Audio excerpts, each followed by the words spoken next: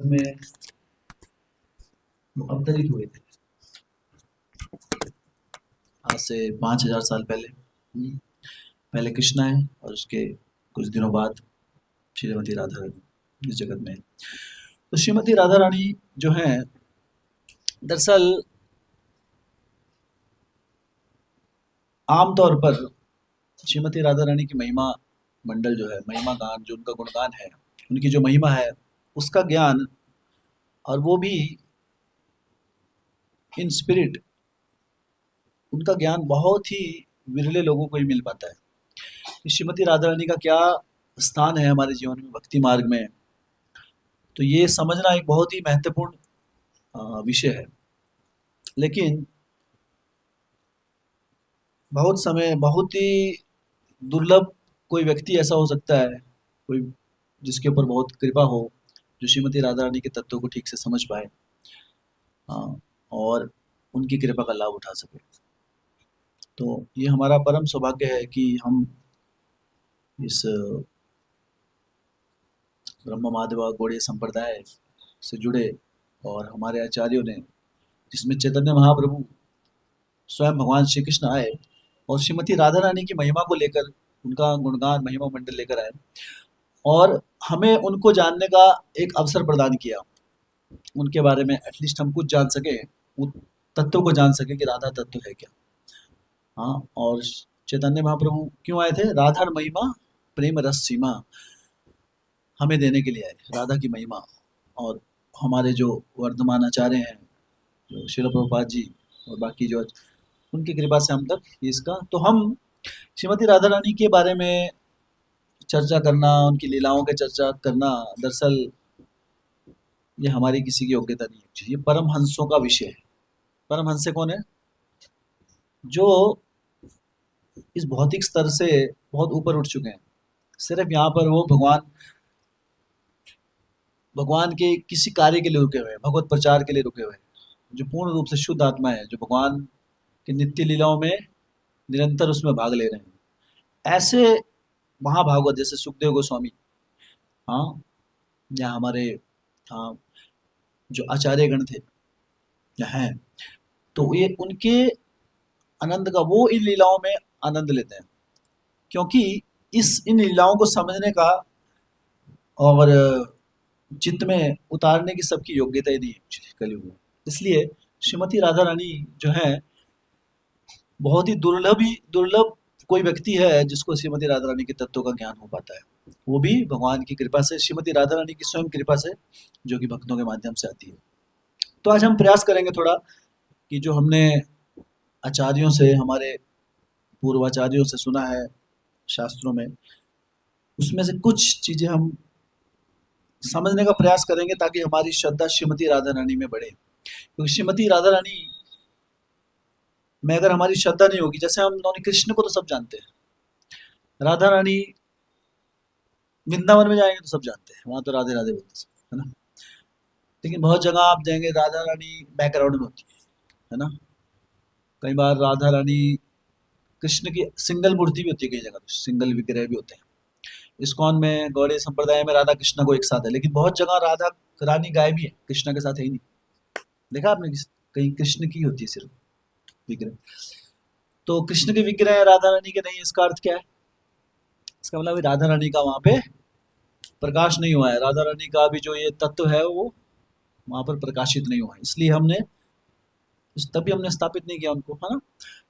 लेकिन शास्त्र बताते हैं, श्रीमद् भागवतम बताती है, श्रीमद् भागवतम जो है, कहते हैं ये श्रीमद् भागवतम सारी भक्ति की पराकाष्ठा, सर्वोच्च शास्त्र है हमारा, जिसमें कृष्ण भक्ति के बारे में बताया गया है सुखदेव गोस्वामी द्वारा। और श्रीमद् भागवतम में कहीं भी राधा रानी का नाम नहीं है, लेकिन श्रीमद् भागवतम में हर श्लोक श्रीमती राधा रानी को ही संबोधित करता है।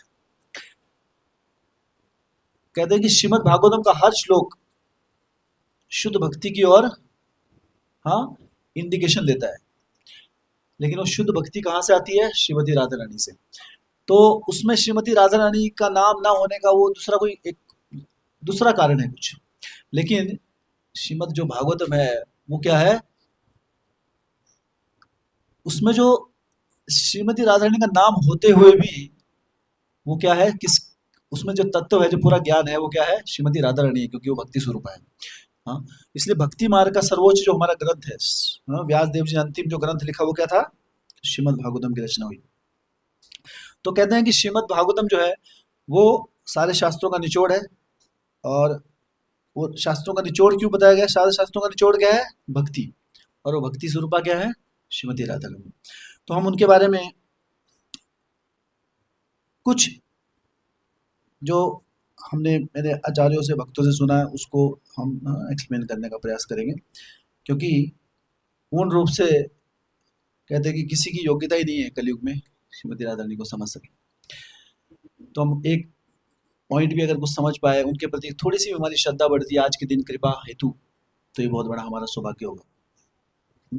तो मेरी आपसे अनुरोध है कि इन कथाओं जो भी हम सुन रहे हैं, इसको ध्यानपूर्वक इसका श्रवण कीजिए और उस पे श्रीमती राधा रानी को केंद्र मानकर एक प्रार्थना कर सकते हैं कि मुझे, हे राधा रानी, आज आपका इस जगत में अवतरण हुआ था। आज का अवतरण दिवस है आपका। दरअसल है आज, ऐसा नहीं कि 5000 साल पहले ही श्रीमती राधा रही थी। आज भी श्रीमती राधा रानी की कृपा उतनी ही है जितनी 5000 साल पहले जब वो अवतरित हुई थी।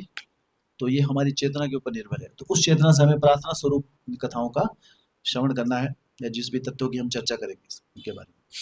तो शिला प्रभुपाद जी के जो हम देखते हैं कि हमारे जो आचार्य है मुख्य, इस अंतर्राष्ट्रीय कृष्ण भावना मित संघ संस्थापक आचार्य शिला प्रभुपाद जी, तो उनका जो जुड़ाव इतना श्रीमती राधा रानी से, उनका अटूट संबंध कहाँ से स्थापित हुआ, जब उनके पिताजी का नाम क्या था, गौर मोहन डे। और तो कथा की शुरुआत हो गई है, ठीक है। तो श्रीमती राधा रानी के, सॉरी, प्रभुपाद जी के जो पिताजी थे, जब वो छोटे थे, उनका नाम था अभय, प्रभुपाद जी का नाम। तो उनके जो पिताजी थे वो साधुओं को बुलाया करते थे अपने घर में। वो, अभी देखो शास्त्रों में एक नियम है गृहस्थों के लिए। क्या नियम है, कि आप जब भोजन के लिए बैठते हैं, पका और सीधा खाने लग गए, है ना, नॉर्मली तो ये होता है, पकते पकते ही खा लेते कहीं, तो कढ़ाई में से भी खा लेते हैं, बहुत टेस्टी टेस्टी। लेकिन एक्चुअल नियम क्या है, कम से कम हम क्या करते हैं, वैष्णव लोग तो नहीं खाते कढ़ाई से, तो भगवान को भोग लगा खाते हैं। लेकिन एक और नियम है, भोग लगाने के बाद भी नहीं खाना है। पहले क्या, ग्रस्तों के लिए क्या नियम था पहले, कि आपको बाहर, घर से बाहर जोर जोर से अनाउंस करना है, कोई भूखा तो नहीं है। हम्म, किसी को अगर भूख लगी है तो आ जाए, है ना, आपका स्वागत है। और उनको फिर भोजन कराने के बाद अगर बच गया कुछ तो खा लेते, ये गृहस्थ का नियम था।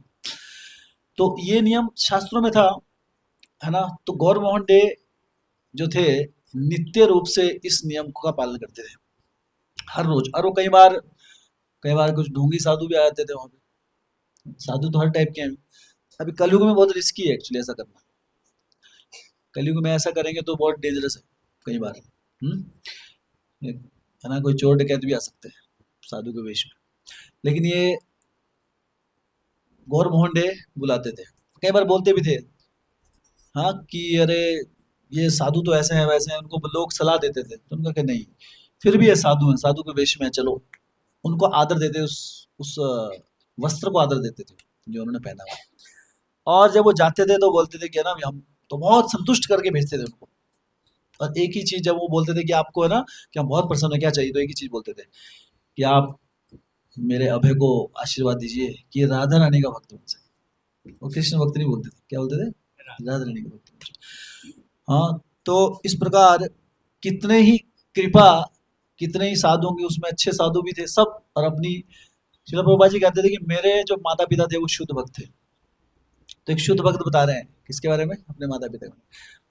कि जो दिन रात, शुद्ध भक्त होता कौन है एक्चुअली, शुद्ध भक्त कोई ऐसी स्टेटमेंट नहीं है, घर के बाहर बोर्ड नहीं, शुद्ध भक्त निवास, ऐसा नहीं कुछ। हाँ, शुद्ध भक्त कौन है, जिसको कृष्ण के अलावा, कृष्ण की सेवा के अलावा और कुछ सोचता ही नहीं, जो 24 घंटे भगवान श्री कृष्ण की सेवा में लगा हुआ है निरंतर। और उसके जीवन में और कुछ है ही नहीं इसके अलावा, हर जगह उसको सेवा ही दिखती है। हर पॉइंट पे, हर कोई भी कार्य करेगा तो वहां पे वो सेवा ही ढूंढेगा कि हाँ मैं सेवा कैसे कर सकूं। तो ऐसा व्यक्ति, तो ऐसे थे गौर मोहन, और वही जो तत्व है श्रीमती राधा रानी की कृपा श्रील प्रभुपाद जी पे हुई और उन्होंने कृपा ये हम सब पर बरसाई।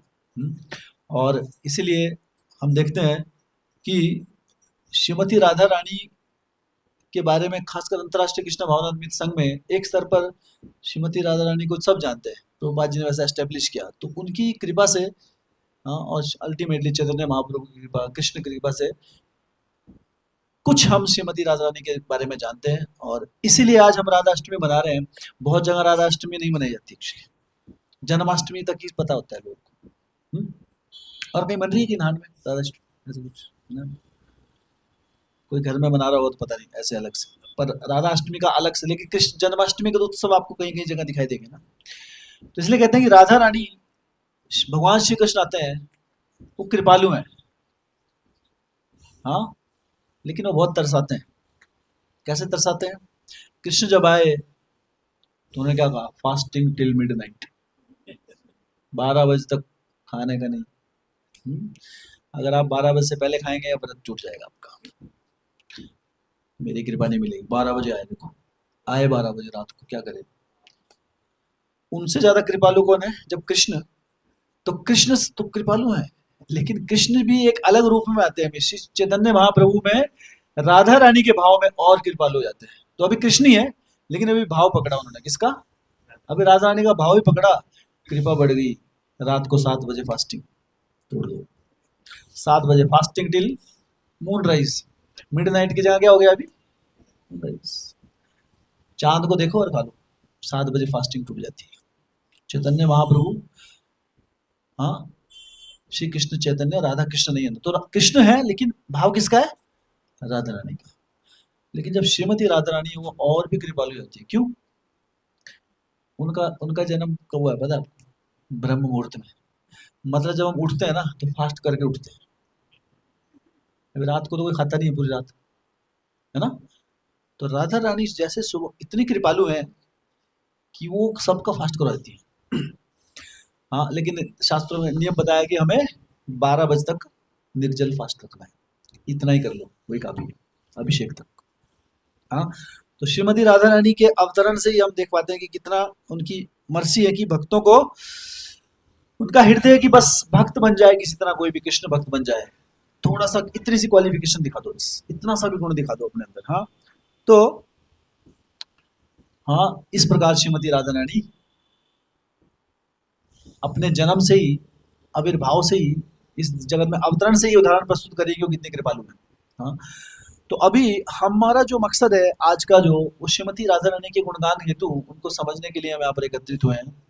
आज का जो महोत्सव है, normally it is not for entertainment, ये मनोरंजन के लिए नहीं। एक्चुअली मनोरंजन इसमें होगा, लेकिन लक्ष्य क्या है हमारा? राधा कृष्ण का मनोरंजन, उनकी खुशी के लिए। तो उनका जन्मदिन है, अगर हम इसमें अच्छे से भाग लेंगे, अच्छी चेतना से प्रॉपरली भाग लेंगे, तो उन्हें प्रसन्नता मिलेगी, ये हमारा लक्ष्य होना चाहिए। हाँ, तब ये हमारा व्रत सार्थक होता है। तो व्रत तो कोई भी रख लेता है, लेकिन व्रत रख, कब वो सार्थक होता है व्रत? एक्चुअल में व्रत जो, जिसकी महिमा अभी हम पढ़ेंगे यहाँ पर, क्या महिमा है राधा रानी राधाष्टमी व्रत की। तो वो जो महिमा का, इतनी महिमा गुणगान की गई है, और उसका लाभ किसको मिल पाता है? जो सही में उसको व्रत को रखता है, भाव, हाँ, उस स्तर पर, स्पिरिट के स्तर पर। तो वो हम यहाँ पे समझने का प्रयास करेंगे। तो सबसे पहले तो हम समझेंगे कि श्रीमती राधा रानी का जो हम व्रत रखते हैं, इसका क्या लाभ मिलता है एक्चुअली। क्योंकि कलयुग में क्या है, आदमी को पहले क्या चाहिए? अच्छा, मेरे लिए क्या है इसमें, कुछ मिलेगा? कुछ मिलने वाला नहीं, मैं नहीं रखने वाला, तुम रखो। हाँ, अच्छा, कुछ मिलेगा? हाँ, तो फिर तो ठीक है, शुरुआत ऐसे कर सकते हैं हम, कुछ भावना से, लेकिन बाद बाद में क्या है, एक स्तर पर आना है जब निस्वार्थ भाव से रखना है। मिलेगा ना, क्या मिलना है हमको?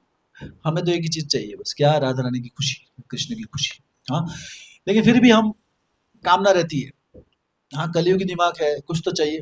तो शास्त्र इसके बारे में वर्णन करते हैं बहुत ही सुंदर, कि जितना, अभी आप लोगों ने निर्जल एकादशी रखी होगी, जिस किसने रखी थी इस बार निर्जल एकादशी, बिना पानी पिए? ठीक है, तो बहुत, सब नहीं रख पाते, बहुत ही दुर्लभ है ना, हम रख पाते। ये दरवाजा बंद करते हैं, थोड़ा बाहर साउंड कम आएगा इससे, जो बाहर सेवा कर रहे हैं। अभी चल रही है कुकिंग, थोड़ा सा काम चल रहा है, अच्छा चलो कुछ तो कम होएगा इससे बंद करने से। तो कहाँ थे हम? हाँ, निर्जल एकादशी। तो जो निर्जल एकादशी होती है उसमें बहुत ही बहुत मुश्किल होती है। एक दिन पानी ना पीना, जल ग्रहण ना करना बड़ा मुश्किल का काम है एक्चुअली, है ना। अपने शरीर को कष्ट देना, है ना, लेकिन इतना कष्ट पूरे दिन सुबह से लेकर अगले दिन तक जल ना पीना है, बहुत बड़े कष्ट की बात है ना। फिर भी भक्त कोशिश करके रख पाते हैं, फिर भी उसमें कई बार त्रुटियां हो जाती हैं, कई बार गलती से पानी पी लेते हैं, है ना। उठते समय ध्यान नहीं रहता कई बार, है ना। या कोई दूसरा जबरदस्ती खिला देता है कोई, कि नहीं नहीं नहीं कुछ नहीं होगा, है ना। कई बार कोई बच्चा रख रहा है, मम्मी खिला देगी दया के मारे, है ना। तो या कोई और किसने, है ना, बड़ा मुश्किल होता है कई बार, बड़ा मुश्किल से रख पाते हैं।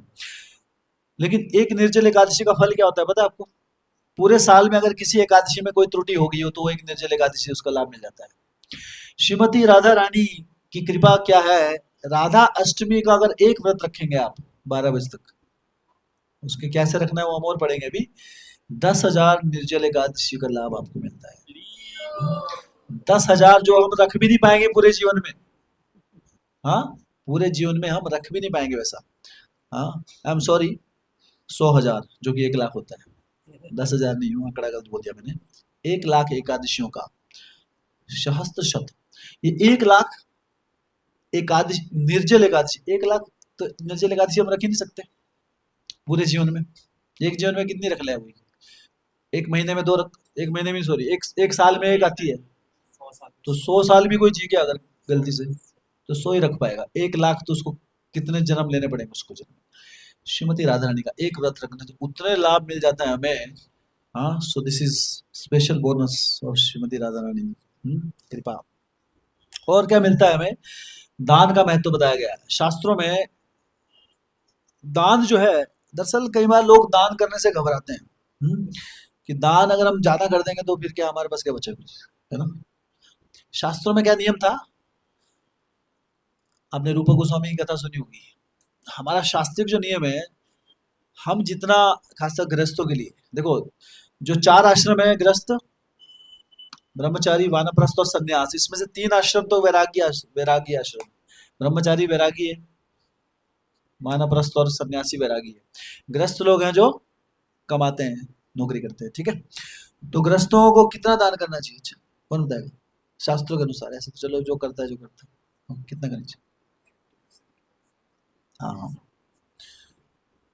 वैसे तो शास्त्रों की नजरों में क्या है, सब कुछ भगवान का ही है। हम बोलते हैं ना, रोज गाते भी हम, तेरा तुझको अर्पण क्या लागे मेरा। अच्छा थोड़ा सा दान कर दूं, नहीं नहीं नहीं नहीं, सब मेरा है। लेकिन गाते हम ओम जय, तो गाते रोज है क्या लागे मेरा, लेकिन जब किसी भी प्रकार का दान करने की बात आए तो फिर सब लागे मेरा, तेरा कुछ नहीं लागे कृष्ण। उल्टो होती है, फिलोसफी अलग है, शब्दों में अलग है, अपना दे रहे। लेकिन शास्त्रों में एक नियम है क्या, कि 50% जितना हम ले रहे हैं, 50% हमें भगवान की भक्ति के प्रचार कार्य में, भगवान की सेवा में लगाना चाहिए। ठीक है, अभी कलयुग का समय, 50% देंगे क्या खाएंगे फिर, बोलेंगे अरे घर नहीं चलेगा फिर, तो है ना। तो कुछ ना कुछ दान करना चाहिए, तो कम से कम, हाँ, जैसे 1% 2% तो करें कम से कम। किसी की 1 लाख सैलरी है तो कम से कम 2,000 तो दान करें, वो भी ज्यादा लगते हैं कुछ। 50,000 है तो कम से कम 1,000, लेकिन हो नहीं पाता है ना। लेकिन ठीक है, अभी नहीं हो पा रहा है, क्या करें, अभी कलयुग का प्राणी, क्या करेंगे, है ना। तो एक सुमेरु पर्वत का वर्णन किया गया है शास्त्रों में। सुमेरु पर्वत बहुत बड़ा सोने का पर्वत है, ये हिमालय से भी कई गुना अधिक बड़ा है। सुमेरु पर्वत का जो वजन है, उसके भार जितने सोने के दान करने का महत्व मिलता है एक राधा रानी अष्टमी के व्रत रखने से। सुमेरु पर्वत जितना सोना, नोट भी नहीं, सोना, समझ रहे हो, इतना तो कोई कर ही नहीं पाएगा। तो जो कुछ कर नहीं पाएंगे हम, वो राधा रानी हमारे से करवा देती है। हाँ, तो कितनी, अगर कोई दान, हाँ, कुछ सोचे कि हम दान कम कर पा रहे हैं या नहीं कर पा रहे हैं, तो श्रीमती राधा रानी, हाँ। उसी तरह अगर हम किसी किसी लड़कियों का विवाह कराते हैं जो जरूरतमंद है, जैसे कई लोग देखा हो आपने, कई संस्थाएं शादियां कराती हैं माताओं की, है ना, जिनकी शादी नहीं हो पा रही है धन के कारण या कुछ और, तो उसका भी एक बहुत बड़ा फल बताया गया शास्त्रों में, है ना। कन्यादान, जैसे एक एक कन्यादान करने का भी बहुत लाभ है, लेकिन इतने इतनी माताओं को तो शास्त्रों में बताया कि 1,000 जो लड़कियां हैं उनकी शादी कराने का, जो विवाह कराने का जो महत्व है, जो लाभ मिलता है, श्रीमती राधा रानी के एक व्रत करने से वो मिल जाता है। और पूरे ब्रह्मांड में जितनी भी नदियां हैं, कितनी नदियां हैं ब्रह्मांड में, कोई गिनती नहीं, ब्रह्मांड की बात कर रहे हैं, इंडिया में नहीं। इंडिया में कितनी है, कितनी है सुना आप लोग, लगभग कितनी है? 10-12 नहीं, ज्यादा होंगी, 10-12 तो यहाँ आसपास ही मिल जाएगी। हाँ, बड़ी नदियाँ कितनी है? अच्छा, बड़ी नदियाँ कम है, कितनी है? वो कहाँ है, पूजा माता जी की पढ़ रहे हैं, तैयारी कर रहे हैं आप, मोटा साइड है। छोटी बड़ी सारी मिला दी तो 100 तो होंगी, ठीक है। सारी सारी जितनी भी हैं हिमाचल में सब छोटी मोटी हैं, मारकंडा, टोंस, कौन कौन सी हैं? हाँ? लेकिन ब्रह्मांड में कितनी है, अनगिनत नदियां हैं। ब्रह्मांड ये तो छोटा सा पृथ्वीलोक है ना। ये तो इंडिया की है, इंडिया के विदेश में भी बहुत नदियां हैं, ठीक है। तो लेकिन ये तो भारत की नदियां ही हैं जो पवित्र नदियां कहलाती हैं। बाकी नदियां जो है दूसरे देशों में, विदेशों की नदियां, पवित्र नदियां मतलब जब भगवान से या किसी धार्मिक स्थल से जुड़ी हुई है, वो उन्हें कहते हैं पवित्र नदियां।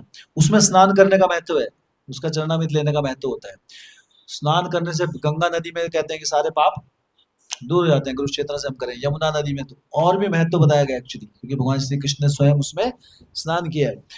तो ऐसे जितनी भी नदियां हैं हमारी, गंगा, यमुना, सरस्वती, नर्मदा, है ना, तो इनका महत्व है। लेकिन पूरे ब्रह्मांड में जितनी नदियां हैं उसमें स्नान करने का लाभ मिल जाता है एक राधाष्टमी व्रत रखने से। हाँ, तो बिना गए और एक ही दिन में, हाँ, एक ही दिन के अंदर, एक दिन के अंदर आप सारी नदियों में नहीं नहा पाएंगे ना। गंगा में नहा रहे तो यमुना छूट जाएगी, यमुना में नहाए तो सरस्वती छूट जाएगी ना। और ब्रह्मांड की जितनी नदी है जिसका पता भी नहीं हमको, उसका भी हमें लाभ मिल जाता है सिर्फ एक स्नान करने से। हाँ, और कहते हैं कि अगर कोई बहुत बहुत अधिक पापी व्यक्ति है, जिसने पापी पाप किए जीवन में, और वो पापी व्यक्ति किसी तरह एक आध राधाष्टमी का व्रत रख लेता है, कैसे, किसी के बोलने से, होता है ना, रिश्तेदार होते हैं हमारे कहीं, चलो चलो चलो आज व्रत रखेंगे मेरे से, उन्होंने कभी कुछ व्रत नहीं रखा, सब मांस खाते हैं, दारू पीते हैं, पाप कर्म ही करे सारे, ठीक है, पर जबरदस्ती रखवा दिया उनसे किसी तरह, है ना। तो ऐसे व्यक्ति को भी भगवत धाम की प्राप्ति हो जाती है अगर वो राधा श्रीमती राधा रानी अष्टमी राधा अष्टमी में व्रत रख लेता है तो। ये श्रीमती राधा रानी के व्रत की महिमा। हाँ, और क्या महत्व है राधा अष्टमी के व्रत रखने का? वो है कि जितने भी हमारे पिछले जन्म में या इस जन्म में भी हमने अलग अलग जाने में अनजाने में अलग अलग प्रकार के कितने भी पाप किए हैं, वो सारे के सारे पाप जो है इस व्रत अग्नि में भस्म हो जाते हैं, व्यक्ति शुद्ध आत्मा हो जाता है ना। तो बोलेंगे आज तो 12 बजे के बाद तो सब शुद्ध भक्त हैं हर जगह, है ना। सबसे पहले अपने लिए नेम प्लेट बनाएंगे, शुद्ध भक्त। हम्म। तो अब इतना महत्व बताया गया है, तो अब हम देखते हैं इस व्रत को रखते कैसे एक्चुअली। तो नॉर्मली व्रत का मतलब क्या होता है? आप लोग व्रत रखते हैं, बचपन से रखते आ रहे हैं, चलो भक्ति में आने से पहले भी व्रत तो रखते थे ना, सोमवार का, मंगलवार का, वीरवार का, कौन कौन से व्रत, शनिवार, हर दिन का ही व्रत है लगभग। बुधवार का भी है, बुधवार का होता है, बुधवार का होता है, गुरुवार का होता है, शुक्रवार का होता है, तो कोई दिन नहीं बचा, मतलब रविवार का, रविवार का भी किसका होता है रविवार? सूर्यदेव, सूर्य भगवान। अलग अलग आप व्रत रखे हमने ना। तो हमारे लिए व्रत की परिभाषा क्या है जो नॉर्मल रखते हैं व्रत? कोई भी बताएगा कैसे, मतलब व्रत है जी, आज हमारा सोमवार का व्रत या मंगलवार जो भी रखते, तो क्या करते हैं उसमें नॉर्मली परिभाषा क्या है? अनाज नहीं खाते, शाम को खाते हैं एक बार या ऐसा कुछ, है ना। दिन भर दिन भर कुछ नहीं करते, चाय पीते बस, है ना?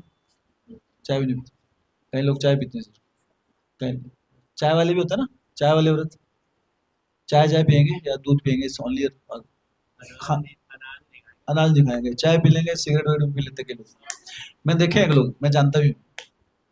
तो एक थे एक व्यक्ति, तो वो एकादशी के दिन सिगरेट पी रहे थे। मैंने कहा आपका व्रत, बोले व्रत है लेकिन ये तो धुआं है, अंदर गया बाहर आया उड़ गया, खाया थोड़ा कुछ। तो तो यहाँ पर हम चीजों को रिचुअलिस्टिकली कर रहे हैं कि ये करना है, लेकिन उसके पीछे भावना भूल गए हैं क्यों कर रहे हैं एक्चुअली। तो अगर किसी भी व्रत को, तो राधा अष्टमी का व्रत है, इसको हम अगर भावनात्मक स्तर पर नहीं रखेंगे तो श्रीमती राधा अष्टमी के व्रत का लाभ नहीं मिलेगा एक्चुअली। सिर्फ ना पानी पीने से व्रत नहीं होगा, तो इसके कुछ नियम बताए गए शास्त्रों में, तो हम देखें कैसे व्रत रखना चाहिए अपने को। और फिर आप देखिए कि किस किस का व्रत हुआ है और कौन कौन, हाँ, ये हमने रखे हैं। तो ये है तो कैसे व्रत को रखा जाए, तो सबसे पहले पहला कंडीशन है, तो व्रत तो आज हम राधा अष्टमी के व्रत की बात कर रहे हैं, ठीक है। इस व्रत के लिए सबसे महत्वपूर्ण जो पॉइंट है दैट इज ईगरनेस, उत्सुकता होनी चाहिए कि अरे आज राधा अष्टमी है, हरी बोल, सुबह उठते ही राधा अष्टमी, है ना, श्रीमती राधा रानी का जन्मदिन, है ना, कितना सौभाग्य है हमारा। हाँ, आज उनकी सेवा का मौका मिलेगा, उनके लिए व्रत का, उनके लिए कुछ बनाने का, उनके सजाने का, है ना, उनकी पूजा करने का, उनका लिए नृत्य करने का, उनके लिए गाने का मौका मिलेगा, ऐसी भावना, है ना, पहले दिन से जागृत होनी चाहिए। ईगरनेस, राधा रानी उसी समय से अटेंटिव आती है कि हाँ ये काम का है ना, तो राधा रानी की नजर पहले ही पड़ जाती है उन पे, सो ईगर, हाँ। तो सबसे पहली क्या कंडीशन है, उत्सुकता होनी चाहिए, ऐसे नहीं खींच खींच के चलो राधा अष्टमी आज, अरे चलो ना, अरे बहुत काम है, कौन जाए, बारिश हो रही है, नींद भी बहुत आ रही है, एक दिन तो मिलता है संडे, है ना, आज तो सोएंगे हम, है ना। जैसे मैं बता रहा था, एक दिन एक व्यक्ति बोला था आज हम लाश बनेंगे, एक दिन लाश मतलब आज इतना सोएंगे, लाश कहने का मतलब है कि इतना सोएंगे कि बस सुनते रहेंगे ना। तो कौन जाए, तो फिर भी भक्त लोग खींच के लाए उसको, तो ठीक है, उत्सुकता नहीं है, बट ठीक है, इस बार कम से कम आए, अगले अगली राधाष्टमी में उत्सुकता भी आ जाएगी, तो शुरुआत होगी उसकी, कम से कम इतना तो फायदा हुआ है, ठीक है। तो हमें क्या, ऐसा वो जबरदस्ती नहीं होना चाहिए, बोल बोल बोल हो गया नहीं, राधाष्टमी आई है, प्रोग्राम में आई है, इतना बोलने की आवश्यकता नहीं होनी चाहिए, खुद बोलना चाहिए, खुद सामने से उत्सुकता प्रेरणा होनी चाहिए। हाँ, जैसे भक्तों के अंदर होती है कि यार अब क्या करें, अभी कैसे सेवाएं करें, है ना, कहीं हमारे भक्त पूछते हैं कि अभी राधाष्टमी आ गई, क्या क्या करना चाहिए, कहीं दिन से तैयारी शुरू हो जाती है। ईगरनेस, उत्सुकता, वो हृदय में एक भाव की, जैसे होता है ना एक्साइटमेंट की ऐसा होने जा रहा है, इस दुनिया में होती है ना एक्साइटमेंट हमको बहुत चीजों के लिए, है ना, कोई स्त्री है, कोई लड़की है, उसका विवाह होने वाला है अभी, वो विवाह की अभी तारीख आ गई है,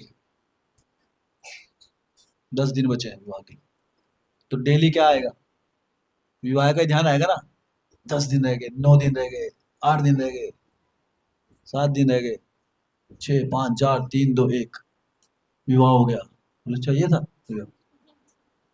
इस दुनिया में ऐसा है, लेकिन भक्ति अलग चीज है, यहाँ कुछ, यहाँ उत्सुकता होती है जब तक कोई चीज मिलता नहीं, है ना।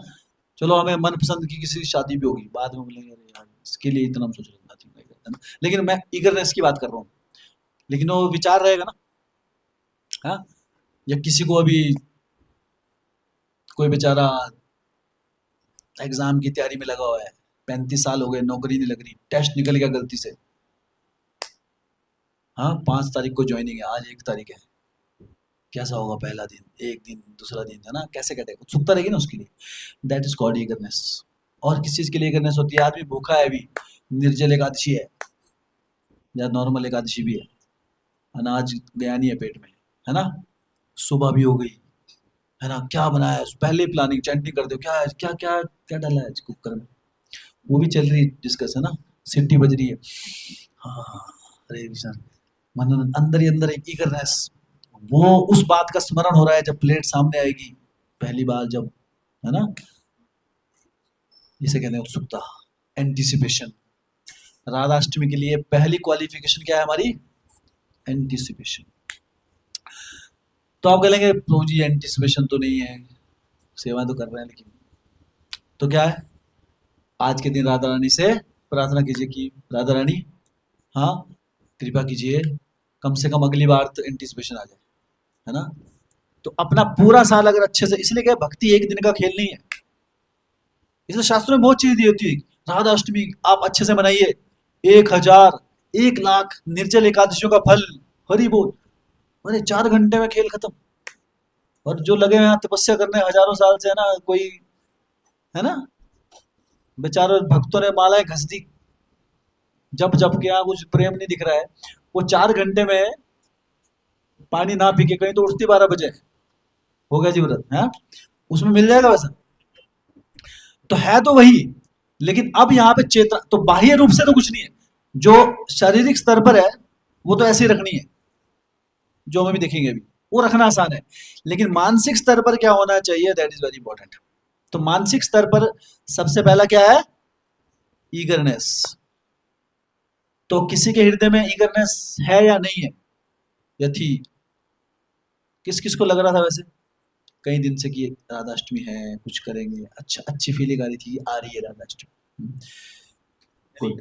तो अगर आ रही थी या नहीं भी आ रही थी, तो कौन कौन भक्त आज ये प्रार्थना करें कि हे राधा रानी, अगली राधाष्टमी में इतनी उत्सुकता है ना कि आपके लिए हम बस तड़प जाएं कि यार राधाष्टमी आ रही है, बस, है ना, जीवन दे दे अपना।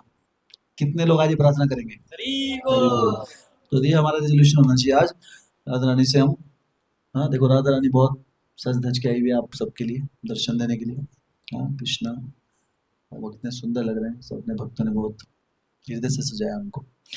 तो ये हमको आज प्रार्थना करनी है, पहली चीज, ठीक है। तो ये ईगरनेस हमारे अंदर है कि हमें आपके लिए वो उत्सुकता भर प्रेम से हमारा हृदय, मतलब, है ना, रोमांचित हो सके आपकी सेवा के लिए। ये नहीं कि बस ठीक है, जाना तो पड़ेगा, भक्त हैं नहीं, पूछेंगे हमसे अगली बार क्यों नहीं आए थे वो, ऐसा क्या काम पड़ गया था, अष्टमी भी नहीं आए। तो ठीक है, अगली बार से ऐसा ना हो, ये प्रार्थना कर सकते हैं। और जो जिनका थी उत्सुकता, वो क्या कर सकते हैं, और क्योंकि इसकी कोई अध्यात्म में कोई लिमिट नहीं है एक्चुअली। कितनी उत्सुकता हो सकती है हमारी राधा रानी के लिए, कोई सीमा नहीं है, कितनी भी हो सकती है। ये अध्यात्म में ही संभव है, इस जगत में एक लिमिट हो जाती है। कोई मेहमान आए, आप कितना खिला सकते हो उसको, आप 4 पकवान, 5 10 12 15 कितने खा लेगा, अनलिमिटेड नहीं खिला सकते आप उसको। और अगर, है ना, वही थोड़ा थोड़ा ही खा पाएंगे उसमें से भी। लेकिन श्रीमती राधा रानी की सेवा, कृष्ण की सेवा कितनी कर सकते हैं हम, जितनी मर्जी चाहे आत्मा के स्तर पे उतना कर सकते हैं ना। हाँ, तो ये स्पेशल कृपा है। तो सब फर्स्ट पॉइंट इज ईगरनेस, हमारी उत्सुकता होनी चाहिए। तो ये है मानसिक स्तर पर। दूसरा क्या है, निर्जल अप टू अभिषेक। अभिषेक तक हमको क्या रखना है, निर्जल। तो बड़ी बात नहीं है, अगर जिसने जन्माष्टमी रख लिया तो रख ही लेगा। तो अगर किसी ने पानी पी लिया है सुबह, वो क्या प्रार्थना करेगा आज? अभी अगली अगली राधाष्टमी की प्लानिंग चल रही है अभी से, ठीक है, जीवन तो अभी है, ठीक है। सौभाग्य रहा तो शायद अगली राधाष्टमी मना लें, कोई पता नहीं है वैसे, पर कम से कम, ठीक है। तो आज निर्जल तो हमें रखना कब होता है, अभिषेक तक, जब तक राधाष्टमी, 12 बजे का हिसाब नहीं है, अभी तो 1 बज गया, अभिषेक तक, ठीक है, ये ठीक है घड़ी, ओके। तो अभिषेक जब राधा रानी का हो जाता है, उसके बाद पानी पी सकते हैं, तब तो भोजन खा सकते हैं ना। तो तब तक हमें रखना है। तो फास्टिंग निर्जल हमें कब तक निर्जल रखना है, ठीक है। किसी को बहुत ज्यादा, कोई अभी कोमा में है, बीमार है, कुछ कर ही नहीं पा रहा है, तो उसका व्रत टूट जाएगा, वो अगली बार के लिए कोशिश करे तो स्वस्थ रहे, लेकिन तरीका ही है, ठीक है। इतना तो हम कष्ट उठाना, क्योंकि शरीर को कष्ट देना बड़ा मुश्किल होता है कई बार हमारे लिए, है ना। इसलिए तपस्या की आवश्यकता है, क्योंकि ये छोटे छोटे लेस वो हैं अभी, क्या बोलेंगे इसको, हर्डल्स। अगर इनको पार नहीं करेंगे हम, अभी छोटे छोटे कष्ट नहीं दे पाएंगे शरीर को, तो बड़ी परीक्षा आएंगी भगवान भगवान की भक्ति में, वो कैसे पार कर पाएंगे। तो दूसरी क्या कंडीशन है, निर्जल। कौन कौन है आज निर्जल वैसे अभी तक? तो काफी भक्त हैं, नाइस। तो जो नहीं है उनकी भी कुछ नहीं गया, उनका उनका क्या गया, आज क्या करना है उनको, प्रार्थना करनी है अगला निर्जल रखे, ठीक है। नेक्स्ट है हमारा, तो पहली ईगरनेस, उत्सुकता, दूसरा फास्टिंग टिल अभिषेक, तीसरा जो हमें देखना है वो है आज श्रीमती राधा रानी को फूल अर्पण करने होते हैं। श्रीमती राधा रानी को किसी ना किसी तरह आप उनको सजाएं, अर्पण करें फूल। तो इसलिए आज का प्रोग्राम उसी लिए, ताकि सारे पॉइंट कवर हो जाए उसमें। ठीक है, तो इसलिए फूल अर्पण भी करेंगे आज हम, अभिषेक करेंगे। तो आप ये पॉइंट तो सबका कवर हो जाएगा आज। आज सब हम अभिषेक में राधा रानी को फूल अर्पण करने वाले हैं। ठीक है, तो किसी तरह भी अगर घर में, आपके घर में विग्रह है ना, मंदिर में तो होते ही है, किसी के विग्रह नहीं है तो वो मंदिर में जाए, किसी को मौका भी नहीं मिल रहा पर्सनल तो देखें कम से कम उसको, अभिषेक को, उससे भी लाभ मिलता है हमको। और अगर कोई ऐसी स्थिति में जाओ, मंदिर भी नहीं जा पा रहे हैं, कहीं भी नहीं जा पा रहे हैं, तो मानसिक सेवा करें। मन में तो आप अच्छे से अच्छे फूल ला सकते हैं, है ना, जितने महंगे से महंगे, मन में तो कुछ भी ला सकते हो, है ना, वो भगवान को आप अर्पण कर सकते हैं। तो दूसरा क्या है, तीसरा क्या है, भोग अर्पण। श्रीमती राधा रानी को भोग अर्पण करना है आज, कुछ ना कुछ। ठीक है, तो इसलिए हमने एक नियम, कल मैसेज भी आया था कि जो जो लाना चाहता है ला सकता है। ठीक है, जो जब कर रहे हैं, तो नहीं कर रहा तो आप सबके बिहाफ में क्या है, बाहर बन रहा है, वो राधा रानी को अर्पण होना है। या अगर जो अर्पण करते हुए भगवान के उसमें भाग ले रहा है, उसको भी लाभ मिल जाता है। इसलिए संघ में आने का लाभ देखिए आप, पर्सनली भी नहीं कर रहे हम तो, लेकिन आज के दिन राधा रानी को कुछ ना कुछ हमें अर्पण करना है। तो भोग में क्या अर्पण कर सकते हैं हम, कोई भी अच्छा व्यंजन, लेकिन कुछ चीजें शास्त्रों में बताया गया जो राधा रानी को पसंद है।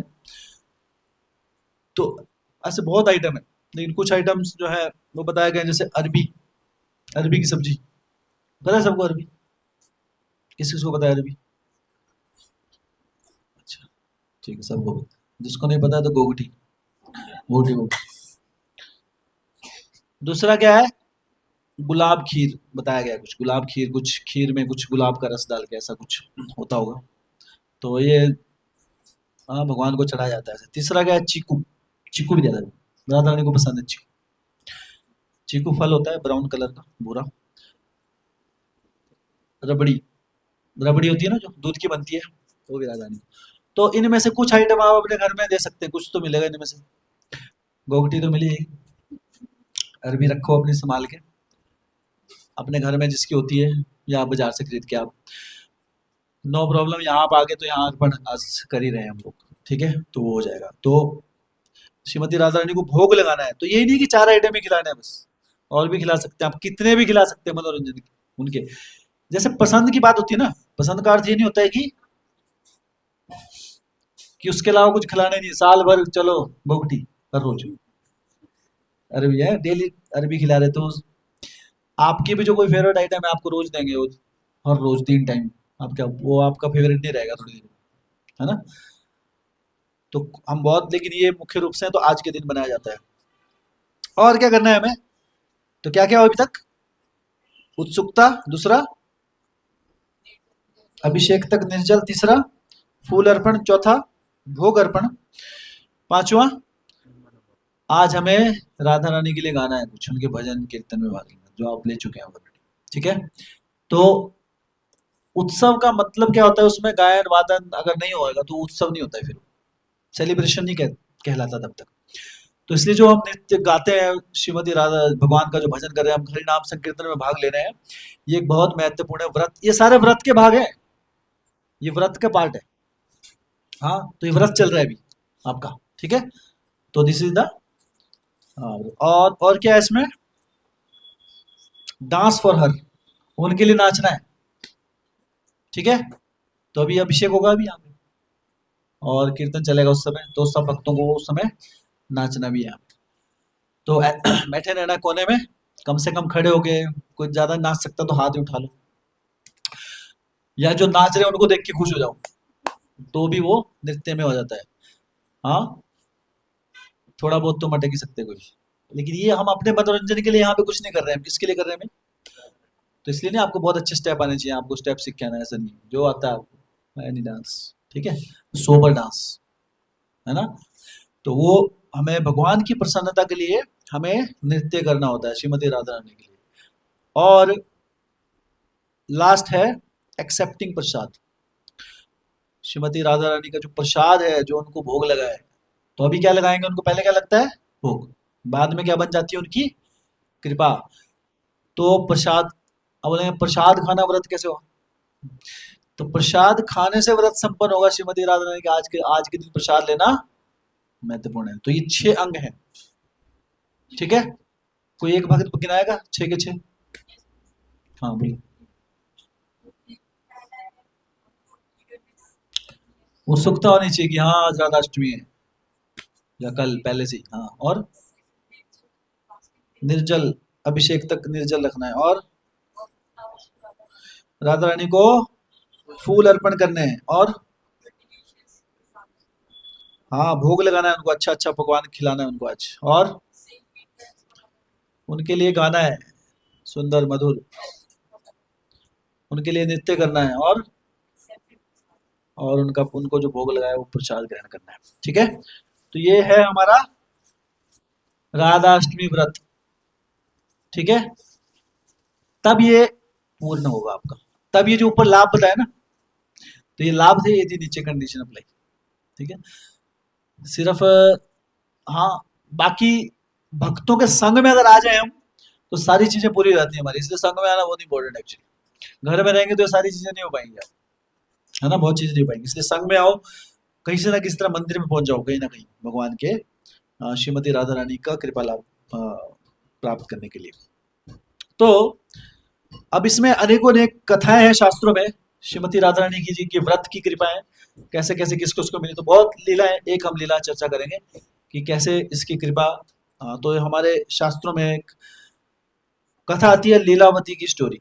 अब ये लीलावती वो नहीं है, लीलावती कलावती, कलावती लीलावती कलावती सुनते रहते हैं हम, वो नहीं है, दूसरी लीलावती है ना। लीलावती बहुत हो सकती है ना, जैसे हमारे ग्रुप में 2 रीता माता जी, तो वैसे ही। तो लीलावती नाम की एक स्त्री थी, ठीक है। और वो बहुत ही खूबसूरत थी। शास्त्र बताते हैं कि उनका वर्णन है, अभी श्लोक है उसके बारे में, anyway, मुझे याद नहीं है। तो वो ब्रह्मा जी बताते हैं उनके बारे में इस श्लोक, और उनका गुणगान करते हैं कि बहुत ही वो सुंदर सुशील स्त्री थी। लेकिन कहते हैं कि जब कोई भौतिक ऐश्वर्य आता है तो साथ में, हाँ, उसके कुछ दुष्प्रभाव भी होते हैं। जैसे आ, कुंती महारानी कहती हैं कि ये जो कुछ चीजें हैं आदमी को मैड कर देती है, मत मत मैडनेस आ जाती है। कब कब आती है? किसी को अत्यधिक धन हो, किसी के पास अत्यधिक सौंदर्य हो, और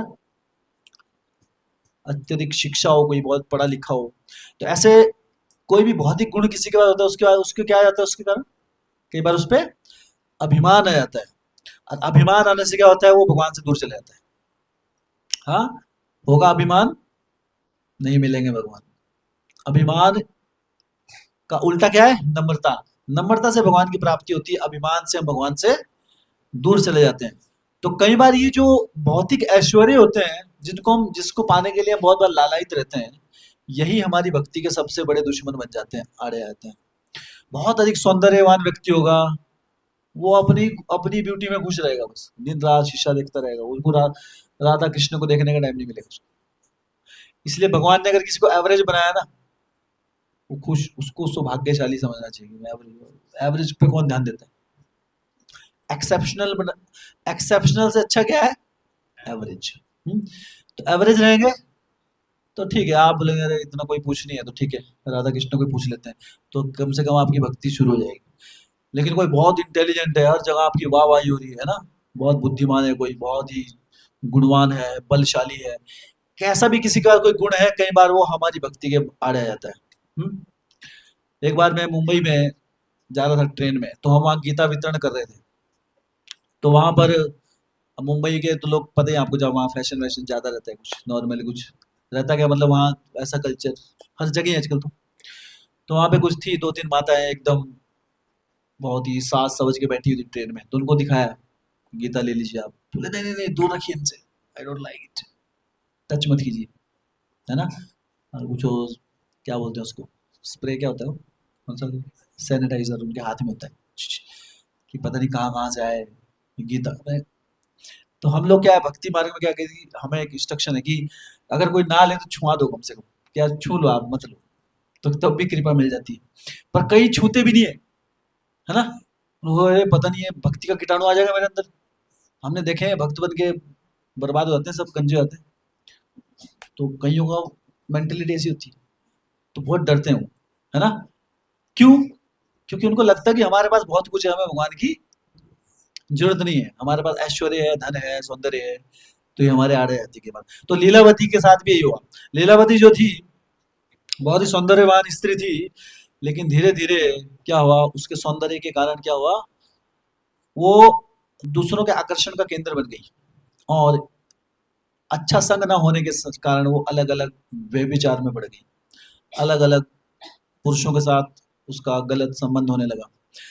और किसी तरह एक समय के बाद उसके हृदय में एक उसको खोखलापन आने लगा, क्योंकि किसी भी भौतिक अगर सुखों की हम कामना करते हैं किसी भी तरीके से, अल्टीमेटली हृदय खाली हो जाएगा आपका, हृदय में सुख नहीं मिलने वाला, और टेम्पररी लगेगा कि हम बहुत खुश है। तो उसको किसी तरह भगवान की कृपा से, पिछले जन्मों की कृपा से या भक्तों के संग से, उसके हृदय में एक रिपेंटेंस की भावना आई, पश्चाताप की भावना जागृत हुई कि मैं गलत हूं, ये भावना आ गई उसके अंदर लीलावती। तो ये जब भावना आई, तो उसने सोचा कि अब मैं ये कार्य ये नहीं करूंगी, तो मुझे अब उसको पता नहीं करना क्या है फिर। अभी सबको भक्ति के बारे में तो नहीं पता होता ना, भक्ति के बारे में तो किस्मत है किसी को पता है भक्ति के बारे में, तो सही बताया तो, है ना? तो किसी तरह वो वैरागी वो अपने घर से छोड़ के सब कुछ छोड़ के चलेगी कि अभी जो होगा देखा जाएगा। तो किसी तरह गई, एक जगह पहुंची, तो वहां पर एक मंदिर मिला उसे, एक मंदिर था ऐसे गांव में, और उस मंदिर में कुछ लोग थे वहां पे, भक्त लोग है कुछ, कोई पोछा मार रहा था, झाड़ू मार रहा था, कोई वहां बिक रहे थे, उसको सजा रहे थे। तो चली गई, वो भी बैठ गई वहां पे। तो उसको लगा अभी कुछ काम तो नहीं है, तो वो भी झाड़ू मारने लगी वहां पे, भी ठीक है हाथ बटा देते हैं, तो उसको अच्छा लगा, तो उसने झाड़ू वाड़ू मारा, फूलों की माला बनाने लगी जैसे वैसे। तो पूछा बोले आप कौन है, तो उन्होंने बताया कि मैं ऐसे उस गांव से हूँ, ऐसा ऐसा। तो उसने पूछा कि क्या चल रहा है, बोलते आज श्रीमती राधा रानी का जन्मदिन है, आज राधाष्टमी। और राधाष्टमी की प्रसन्नता के लिए हम उनकी सेवा के लिए सब तैयारी करें, मंदिर को सजा रहे हैं, उनका भोग बना रहे हैं, और इस प्रकार राधा अष्टमी व्रत का पालन करने का प्रयास कर रहे हैं सब। तो क्या हुआ, अब वो बहुत दुखी थी स्त्री। जब कोई व्यक्ति दुखी होता है तो क्या होता है, वो उसको भूख प्यास नहीं लगती उस समय, उसको बहुत अंदर से पश्चाताप हो रहा था कि मैंने कितने गलत कार्य किए, उसको ऐसा पश्चाताप की बात। उसके कारण क्या हुआ, वो घर से भूखी निकलेगी सुबह। अब भूखी निकलेगी तो क्या होगा, व्रत हो गया उसका, राधाष्टमी व्रत स्टार्ट हो गया उसका ब्रह्म मुहूर्त से।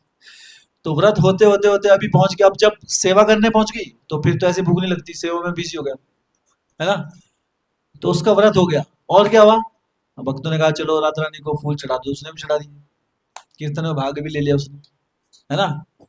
और वो उसके उसके अब उसके अंदर क्या भावना थी इंपॉर्टेंट, उसको पश्चाताप की भावना थी। हाँ, तो वो जो पश्चाताप की भावना के कारण उसकी चेतना का भी शुद्धिकरण हो गया। अगर हम गलती कर रहे हैं लेकिन हमें उसका पश्चाताप भी नहीं है ना, तो फिर तो कहते हैं कि किसी भी प्रकार का आध्यात्मिक कार्य या कोई भी आध्यात्मिक प्रगति हमारे लिए संभव नहीं है। पश्चाताप है देन विल बी, भगवान की कृपा हमारे पर आ जाती है। भगवान तो उस दिन का वेट कर रहे हैं, भगवान ये कभी नहीं देखते कि कितनी कलयुग में अगर हम पैदा हुए ना, हर व्यक्ति, हम कितनी बार चर्चा करें, हम कलयुग में अगर पैदा हुए इसका अर्थ क्या है, पता नहीं कितने पाप करके आए हुए, तभी तो कलयुग में हम, ये एक्सेप्शन नहीं है सारे एक्चुअली। तो लेकिन अगर इसको पश्चाताप है कि ना, कि मैं कलयुगी प्राणी हूँ, शायद मैंने पिछले जन्म में कितने पाप किए होंगे तभी मैं, तो वो भक्ति श्रीमती राधा रानी की कृपा का भागीदारी बन जाता है। तो वो रिपेंटेंस की भावना और सारी उसके व्यक्ति उस स्त्री का व्रत हो गया, राधा अष्टमी व्रत उसका संपन्न हो गया किसी तरह, 12 बजे तक अभिषेक भी देख लिया उसने। अब जब वो वापस गई वहां से तो बहुत खुश थी, है ना? तो प्रसन्नता भी थी उसके अंदर। हाँ, तो इसलिए क्या है कि भगवान की जब सेवा करते हैं प्रसन्न भाव में भी होनी चाहिए, ऐसे नहीं मुंह चढ़ा के, है ना, करना पड़ रहा है जी, हम कोई बोलते हैं जी। तो ऐसा करेंगे तो भी लाभ नहीं होगा उसका। ईगरनेस में प्रसन्नता अपने आप छुपी हुई है, हमने प्रसन्नता को अलग से चर्चा नहीं किया, लेकिन उत्सुकता के अंदर प्रसन्नता, जो प्रसन्न नहीं होगा उत्सुक क्यों होगा, वो बोलेगा अरे भाई बच गए। जो खुश होगा वही उत्सुक होगा ना, जिसको खुशी नहीं है राधाष्टमी की, वो उत्सुक भी नहीं हो सकता। तो उत्सुक है तो प्रसन्नता उत्सुकता का ही पार्ट है अपने आप में ही। ठीक है। तो वो इतनी प्रसन्न थी, तो उसके अंदर वो ईगरनेस भी आ गई, सब कुछ सारी कृपा होगी उसके ऊपर, उसका व्रत सफल हुआ। और जब वो वापस जा रही थी तो किसी प्रकार उसको एक जहरीले सांप ने डस लिया और उसकी मृत्यु हो गई।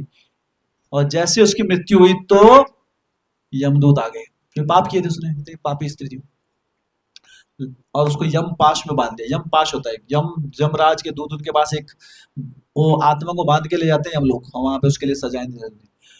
लेकिन जैसे ही वो यमदूत आए साथ में गोलोक धाम से भी दूत आ गए, राधा रानी के भक्त, और उन्होंने सबसे पहले उसका यम पाश काटा, यमदूतों को भगाया और उसको अपने यान में बिठाया, और दोनों तरफ चामर डुला दे उसको, चामर डुलाते हुए उसकी उसके गुणगान करते हुए उसको गोलोक धाम में लेकर, वहां जाकर उसको राधा रानी की सखी के रूप में सेवा करने का मौका मिला उसको। अब ये राधा अष्टमी का व्रत उसने जानबूझ के नहीं किया था, उससे एक्सीडेंटली हो गया वो, मतलब उसने प्लानिंग भी नहीं की। तो सोचिए विदाउट प्लानिंग भी अगर कोई, लेकिन यहाँ पर आप देखिए यहाँ पे जो सबसे महत्वपूर्ण की चीज क्या थी, उसके अंदर पश्चाताप की भावना, और वो पश्चाताप की भावना से एक पॉजिटिव एटीट्यूड जनरेट हुआ, और उसके कारण क्या हुआ, सारी की सारी चीजें आगे बनती रही, भगवान ने भी उसको दिशा दिखाई। फिर ऐसे ही कोई मंदिर नहीं पहुंच जाता एक्चुअली, ऐसे अपने, वो भी राधा अष्टमी के दिन, मतलब सोचो आप, है ना, कोई अच्छे काम ही नहीं किए फिर भी राधा अष्टमी के दिन हम राधा अष्टमी के मंदिर में पहुंच गए, कृष्ण मंदिर में चले गए। वो भगवान की कृपा, लेकिन वो कृपा कब आई, because of she was feeling guilty. तो ये श्रीमती राधा रानी के ऐसे ऐसे अनेकों उदाहरण बताए गए, इतना हमें समय नहीं है। तो ये है राधा अष्टमी के व्रत का लाभ, कि हमें जाने अनजाने में भी अगर तो श्रीमती राधा रानी प्रसन्न हो जाती है एक्चुअली, और उसके सारे पाप पुण्य क्या है एक्चुअली, भगवान के लिए तो चुटकियों का काम है वो जलाना सबको, पुराने जितने पाप किए वो क्षण भर में उसको जला सकते हैं, लेकिन वो किसके पाप जलाएंगे, किसके जलाएंगे पाप,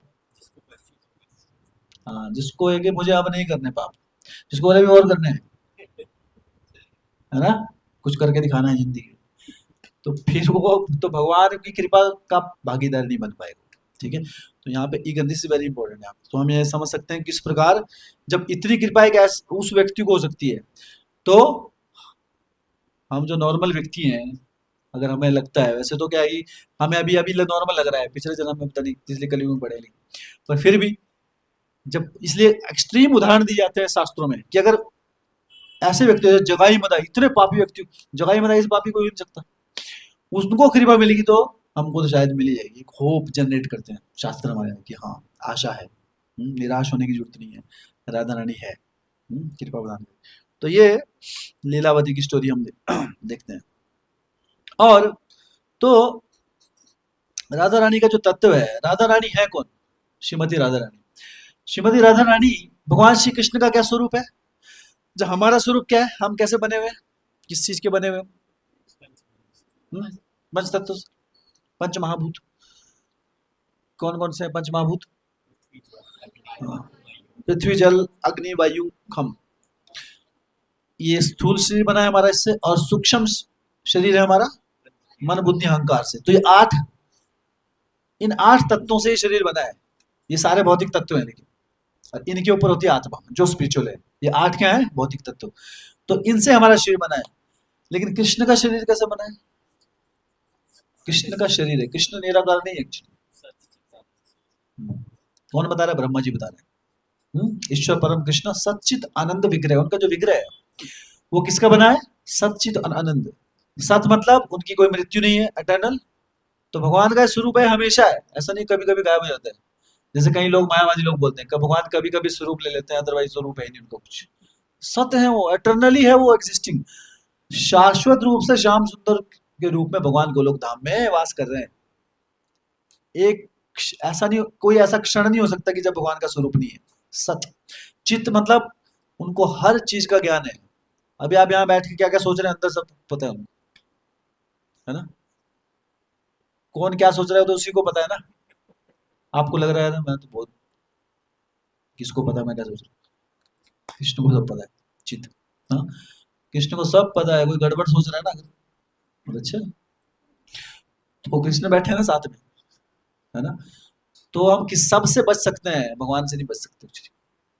हम्म, इसलिए कई बार हम अकेले होते हैं ना, कुछ कोई देखने वाला नहीं है ना, चलो किसने देखा, एक घूंट मार लेते पानी की, राधा अष्टमी किसी को तो बोल देंगे वहां पे, निर्जल किस किस की है भाई, मेरी भी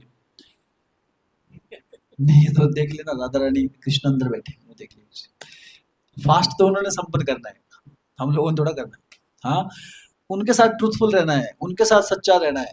किसी को अगर हम सोचे ना कि अरे हमने तो छुपा लिया किसी से, ये सबसे बड़ा ना समझिए। अगर कोई सोचता है, कोई गलत करके सोचता है कि मैं किसी को पता नहीं लगा, हाँ, कृष्ण को सबसे पहले पता लगता है ना, इसलिए तो अंतर्यामी है।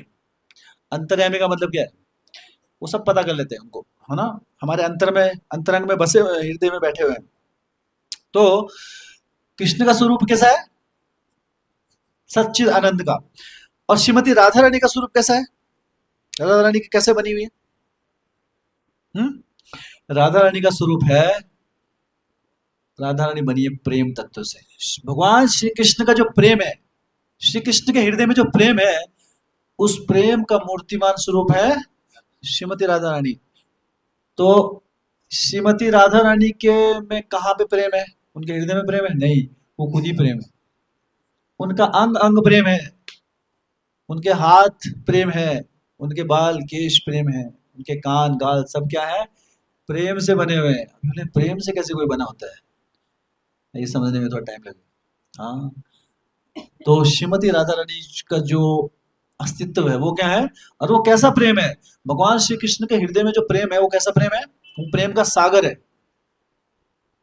हाँ, सारे के इस जगत में जितना भी प्रेम है वो भगवान श्री कृष्ण के प्रेम की झलकी है। और वो सारे के सारे जो अनंत का प्रेम का जो सागर है, उस प्रेम के सागर को अगर मंथन करें, तो उस मंथन में से जो उसका स्वरूप, उसका जो सारांश निकलेगा, जैसे दूध का सारांश क्या निकलता है? मक्खन, है ना। तो प्रेम उसका सागर, उसका मंथन करके जो शुद्ध प्रेम, उसको कहते हैं महाभाव, उसकी बनी हुई है श्रीमती राधा रानी। तो ये जो महाभाव है, ये श्रीमती राधा रानी का स्वरूप है। हम्म, तो उनसे सिर्फ हमें क्या मिलेगा?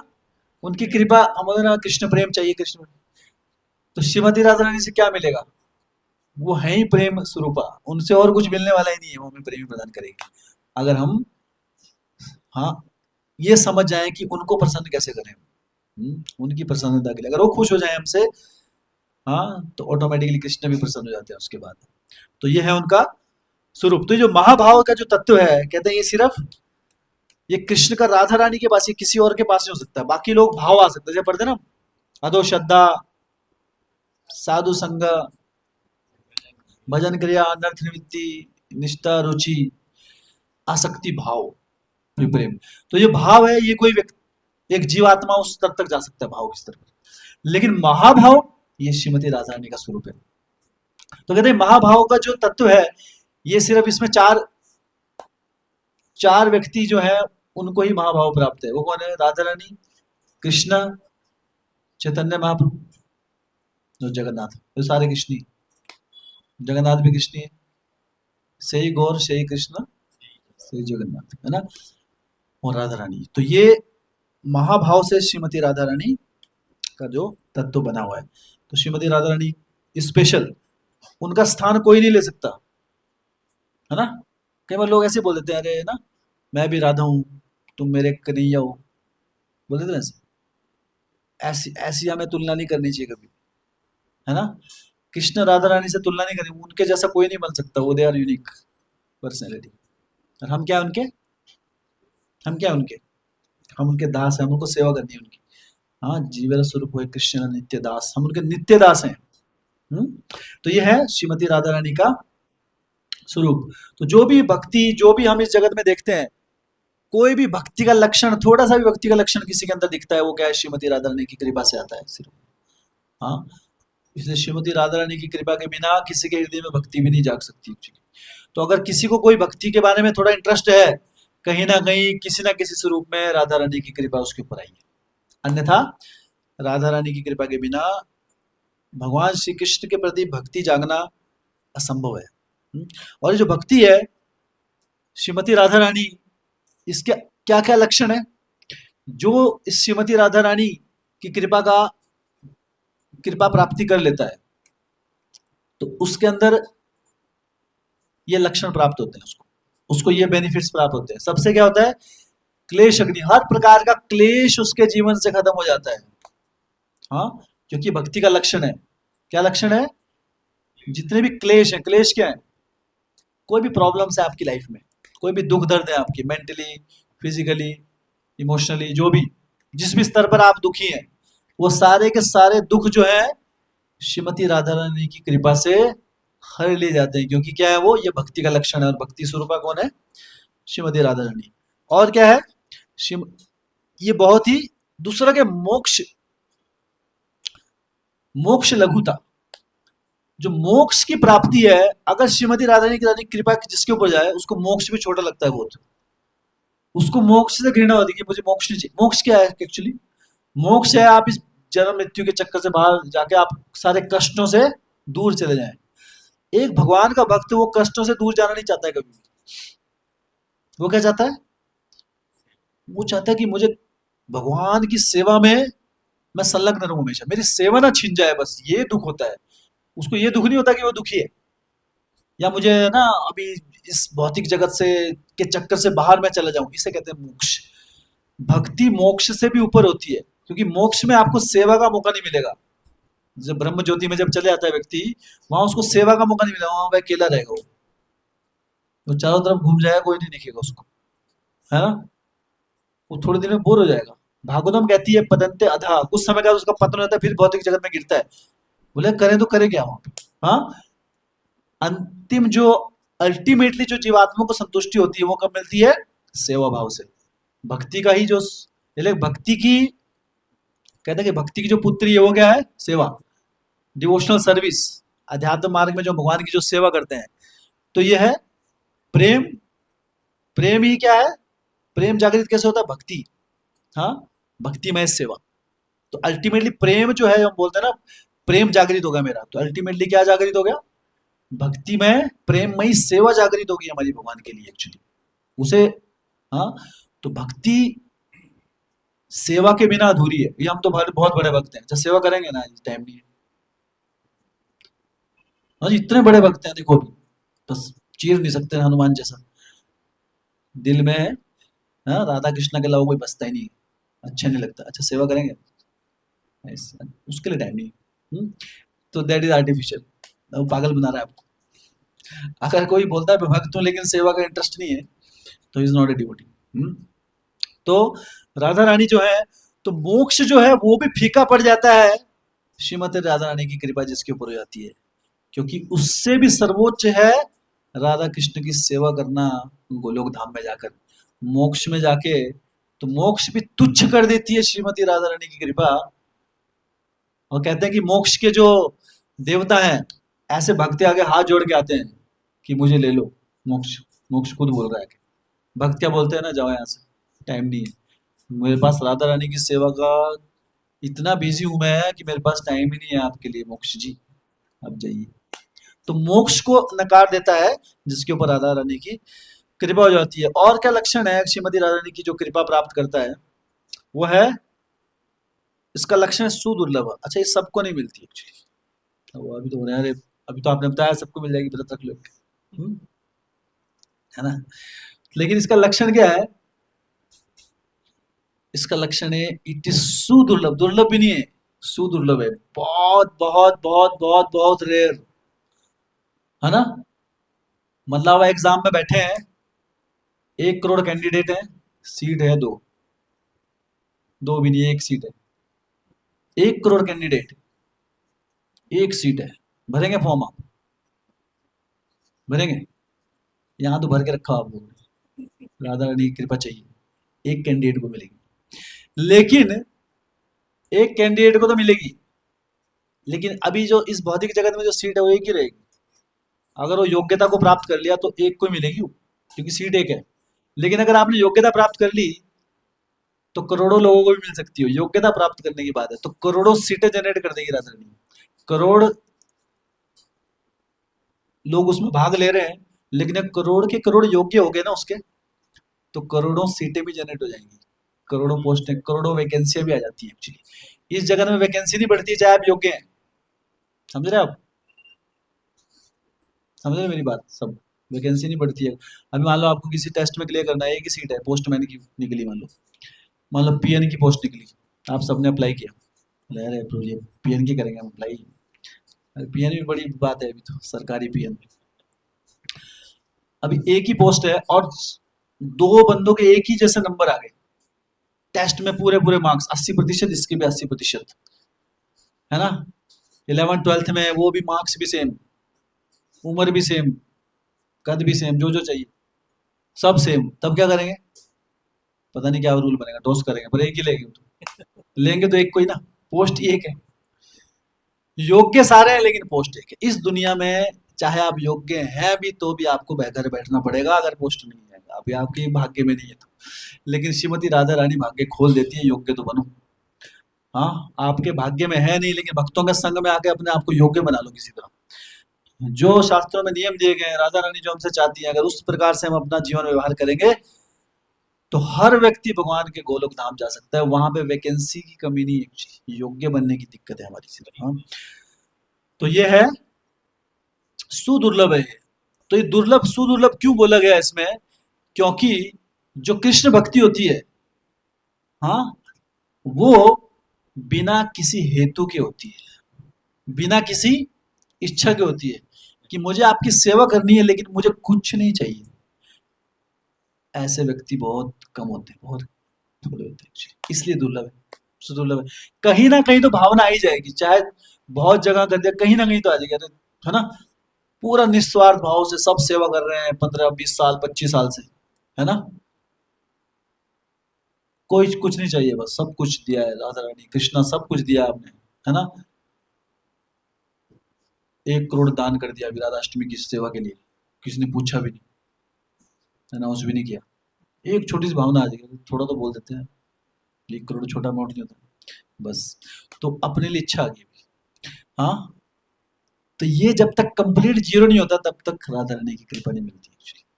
इसलिए भक्ति सुदुर्लभ है, क्योंकि व्यक्ति के हृदय में स्वार्थ की भावना रहती है, मेरे लिए क्या है इसमें, कहीं ना कहीं आ जाएगी वो।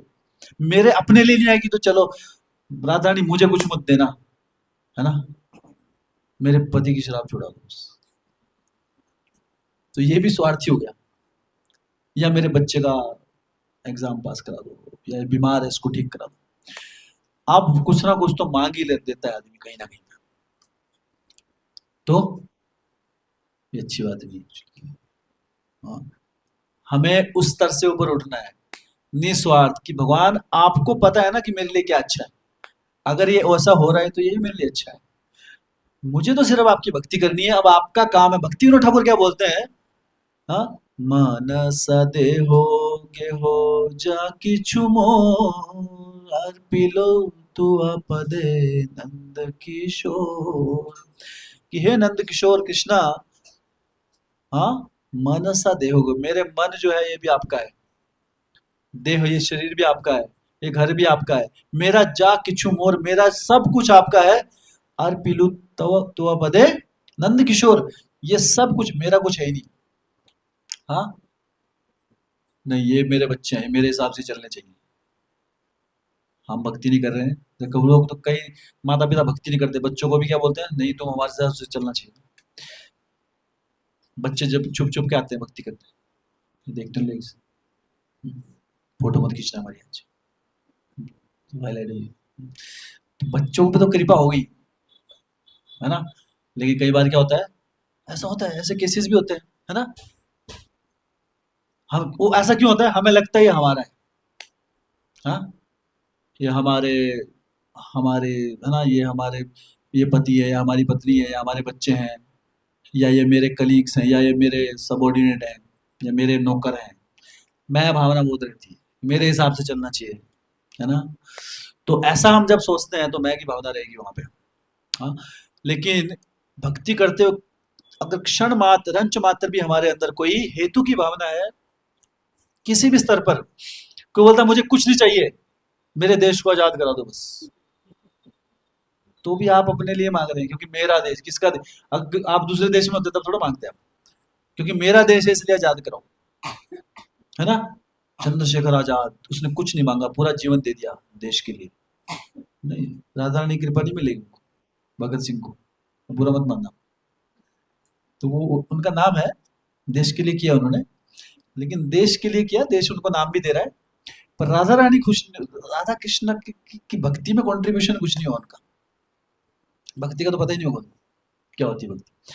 कई बार हमारे अपने एजेंडे होते हैं कि देशभक्ति सबसे बड़ी चीज है, मातृ पिता, मातृभूमि भक्ति सबसे बड़ी है, कि जहाँ पैदा हुए उसके लिए कुछ करो। कई लोग उसके लिए करते हैं सब कुछ। कई बोले हमारे ना माता पिता हैं उन्हीं के लिए, तो ये सब जरूरी है, ये सब जरूरी है, लेकिन भगवान की भक्ति सबसे जरूरी है। हम ऐसा नहीं बोलेंगे आप देश देश के लिए कंट्रीब्यूशन करो आप, लेकिन देश ही सब कुछ है ना, या मेरा घर ही सब कुछ है, या मेरा परिवार, या मेरा मोहल्ला, मेरी सिटी, मेरा नाहन, यही सब कुछ है। जहां मैं जुड़ गया वहां पर हम भगवान की कृपा को ब्लॉक कर देते हैं। इसलिए ये सुदुर्लभ है, बहुत दुर्लभ है, क्योंकि कहीं ना कहीं से व्यक्ति अपना स्वार्थ उसमें जोड़ देता है, तो इसलिए दुर्लभ है, सुदुर्लभ है। तो अब इसको दुर्लभ, सुदुर्लभ है, तो फिर हमारे लिए क्या होप है? What is the hope? हाँ, हमारे लिए क्या होप है? वो भी राधा रानी है। आज के दिन हम प्रार्थना करते हैं श्रीमती राधा रानी की, राधा रानी सबको छोड़कर, सब कुछ को, आपके बाद मेरी प्राथमिकता सबसे पहले आपके लिए हो, फर्स्ट प्रायोरिटी, बाकी सब मेरे लिए उसके बाद। और वो भी आपकी सेवा से जिसका संबंध है, जिसका भगवान की सेवा से संबंध नहीं है, उनके साथ बिजनेस रिलेशन रखना चाहिए आपको। हृदय किसके साथ जोड़ना चाहिए? जिसका भगवान के लिए भी हृदय है थोड़ा बहुत। बाकियों के साथ अच्छे से रहिए। बिजनेस रिलेशन कैसे होता है? कैसे होता है बिजनेस रिलेशन? बड़ी ठीक है ना, ये काम लेन देन है ना।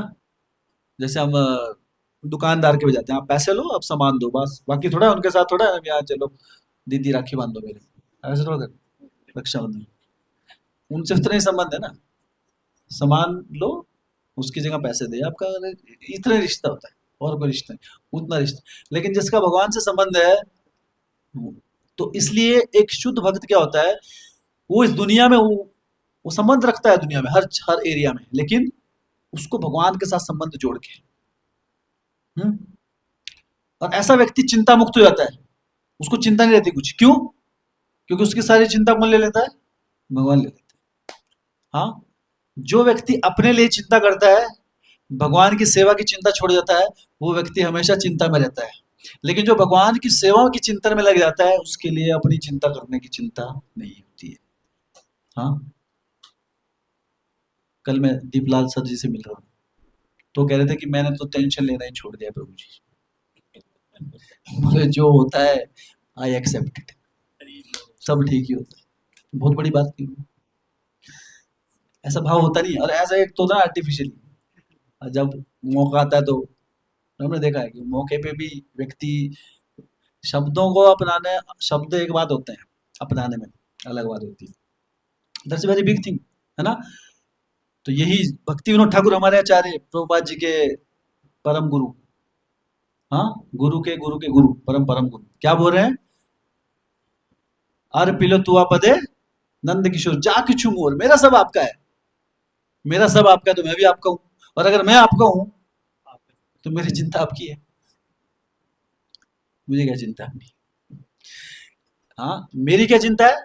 मेरी तो ये चिंता है कि मैं आपको बस कभी दुखी ना करूं, मेरे हृदय से आपकी भक्ति भावना, मैं आपकी सेवा कैसे कर सकूं, मेरी तो एक ही चिंता है, मेरी दुनिया कैसे चलेगी, ये आपकी चिंता है। This is pure devotional service. इसलिए सुदुर्लभ है, क्योंकि इस भाव पे नहीं आप। तो अगर हम, तो भाव नहीं है, भाव का अभाव है, नो प्रॉब्लम। लेकिन भाव के लिए भावना होनी चाहिए कि मेरे अंदर भी भाव आवे। ये इस प्रकार से हमें प्रार्थनाबद्ध रहना चाहिए भगवान के सामने। राधा रानी से हमें प्रार्थना कर सके मेरे अंदर भी वो भाव आए कि मैं आपकी भक्ति को प्राथमिकता देकर इस जगत जगत में, हाँ, अपना जीवन पूरा करूं। और क्या है श्रीमती राधा रानी की कृपा का लाभ है? हाँ, कृष्ण आकर्षणी।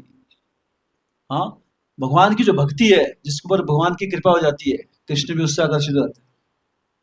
कृष्ण से भक्त से आकर्षित हो जाते हैं। जिसके ऊपर राधा रानी की कृपा हो जाती है, कृष्ण भी उस भक्त के ऊपर आकर्षित हो जाते हैं। तो सोचो राधा रानी का कितनी कृपा है। राधा रानी अगर संतुष्ट है, कृष्ण बोलेंगे अरे कौन कौन किसने राधा रानी को प्रसन्न किया, है ना, अरे तू तो अपना आदमी है।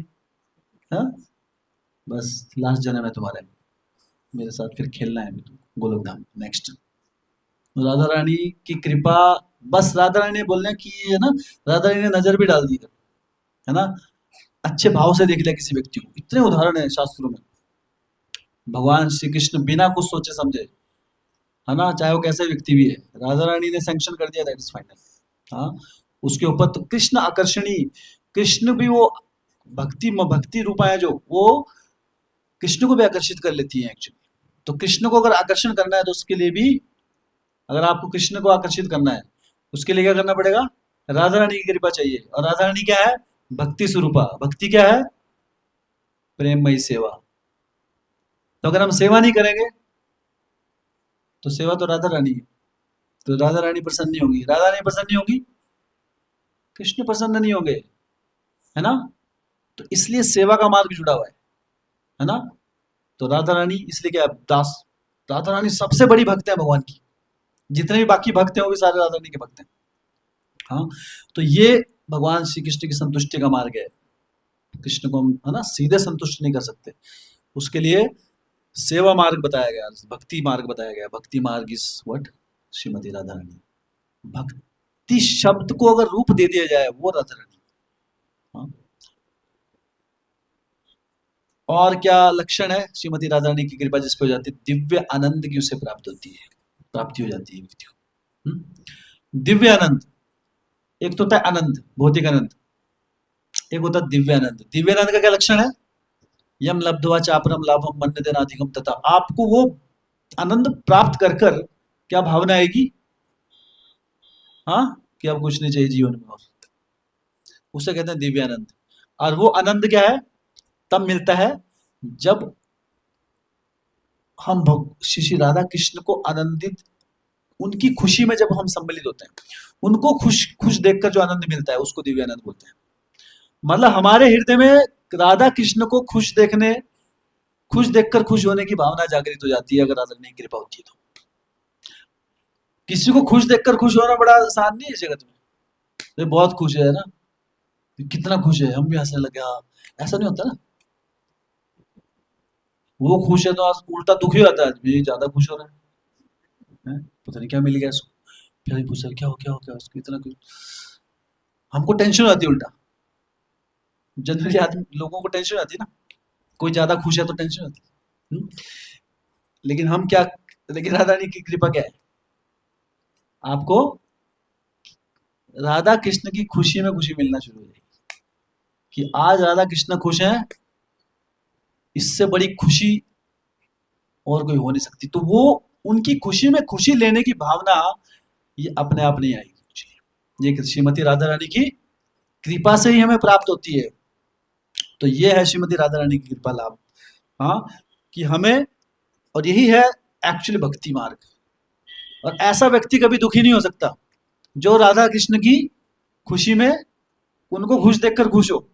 ऐसा व्यक्ति दुखी नहीं हो सकता कभी। क्यों नहीं हो सकता, क्योंकि वो कभी दुखी होते नहीं, तो वो तो हमेशा खुश रहेंगे। तो हमको तो देखना है उनको खुश, तो उनको खुश देख के खुशी मिल रही है कब, तो वो हमेशा खुश रहने वाले हैं, तो हम भी हमेशा खुश रहेंगे। तो ये, this is the secret formula. हाँ, तो ऐसे ये तो तत्व की बात है, किस प्रकार श्रीमती राधा रानी की कृपा हमें मिलती। तो उनकी बहुत सारी लीलाएं भी हैं, किस प्रकार से वो अपने भक्तों का हृदय जीत लेती हैं, कृष्ण का हृदय जीत लेती हैं। तो कुछ एक दो लीलाएं हम चर्चा करेंगे, उसके बाद हम अभिषेक होगा हमारा और नेक्स्ट आरती। तो भगवान जब श्री कृष्ण भी कहते हैं, श्री कृष्ण हमेशा श्रीमती राधा रानी किस प्रकार खुश रहे। जैसे हम भक्त का क्या लक्ष्य है, भगवान खुश रहे, कृष्ण का क्या लक्ष्य है, राधा रानी कैसे खुश रहे बस। हाँ, और ऐसा करने के लिए वो हर रोज, जब वो ब्रजधाम में थे इस जगत में, अभी भी हैं, जब भौतिक जीवन में, तो भगवान हर रोज कहाँ जाते, बरसाना। हाँ, कृष्ण हर रोज बरसाना धाम जाके, और बरसाना में एंट्री किसको है, बरसाना में कृष्ण सखी वेश में जाते थे, हमेशा कृष्ण बन के जाते थे, लेडीज का स्वरूप, कभी कुछ चूड़ियां बेचने वाली बन के चले जाते थे, कभी गाने वाने बजाने वाली, कुछ कुछ ऐसे ऐसे बहुत नाटक करते थे। और हर रोज कुछ ना कुछ, जहाँ जिस रास्ते से कृष्ण राधा रानी जाती थी, हर रोज सखी बन के उस वहां के पत्थर उठाते थे कृष्ण, छोटे छोटे छोटे, कि राधा रानी के चरणों में वो चुभ ना जाए, उनको कोई वेदना ना हो। हम्म? ये किसका भाव है? कृष्ण का भाव है। हम कहते हैं कृष्ण भक्त हैं। तो कृष्ण इतना ध्यान रखे राधा रानी का, है ना? तो राधा रानी, सोचो अभी भाव के स्तर पर राधा रानी का स्तर कृष्ण से भी ऊपर है, क्योंकि कृष्ण जो है सबको मोह लेते हैं, लेकिन कृष्ण को भी कौन मोह लेती है? राधा रानी। मदन मोहन मोहिनी इसलिए उन्हें कहते हैं। हाँ, तो अलग अलग तरीके से, हाँ, भगवान श्री कृष्ण है वो किसी ना किसी प्रकार से श्रीमती राधा रानी की सेवा करने का प्रयास करते हैं। तो अभी कह लेंगे तो इसका मतलब क्या? राधा रानी, आज का कंक्लूजन क्या निकला? राधा रानी सर्वोच्च है। अब क्या करेंगे हम सिर्फ राधा नाम ही जपेंगे, राधा राधा राधा, है ना? अच्छी बात है राधा रानी जपना, लेकिन अभी भक्ति का लक्षण क्या होता है? तो राधा रानी हमारी आराध्या है, उनको हमें प्रसन्न करना है, लेकिन उनकी सबसे सर्वोच्च प्रसन्नता क्या है? कृष्ण की प्रसन्नता। राधा रानी का स्वरूप, राधा रानी का रोम रोम एक ही चीज। राधा रानी है क्या? भगवान श्री कृष्ण के का जो आनंद का भाव है वो स्वरूप है, उनका जो प्रेम का भाव है उसका स्वरूप है। उनको कृष्ण की सेवा के अलावा, कृष्ण के आनंद के अलावा, वो कृष्ण के आनंद से बनी हुई कुछ, इसके अलावा कुछ है नहीं रूप का। तो कृष्ण जब आनंदित होते हैं, हाँ, तो राधा रानी प्रसन्न होती है। तो इसलिए राधा रानी को अगर प्रसन्न हम करना चाह रहे हैं, लेकिन हम बोले कि राधा रानी को हम प्रसन्न करें कृष्ण को नेग्लेक्ट करके, तो ये भी मूर्खता है सोचना। ये भी, हाँ, ये संभव ही नहीं है एक्चुअली। मूर्खता क्या है? That is not possible. तो इसलिए हमें, इसलिए कहते हैं एक होता है कोई कार्य, एक उससे उस कार्य के पीछे भावना।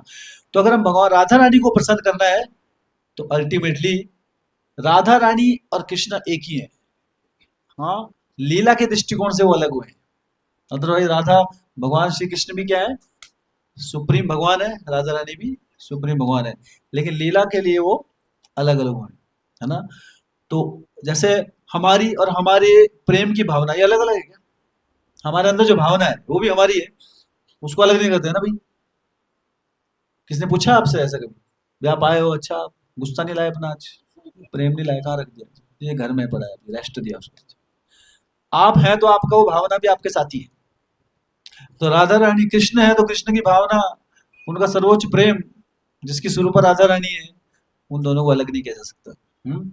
तो इसलिए हम बोलते हैं हरे कृष्णा कृष्ण कृष्ण हरे हरे, हरे राम राम राम हरे हरे। जब हम बोलते हैं हरे हरे है राधा रानी का नाम, तो कृष्ण बोलते हैं कहा किसने पुकारा? कृष्ण पुकारा राधा रानी को, कृष्ण खुश होते हैं। फिर बोलते हैं कृष्णा, तो राधा रानी खुश हो जाती है, अरे कृष्ण कौन है जिसने कृष्ण का नाम लिया, है ना?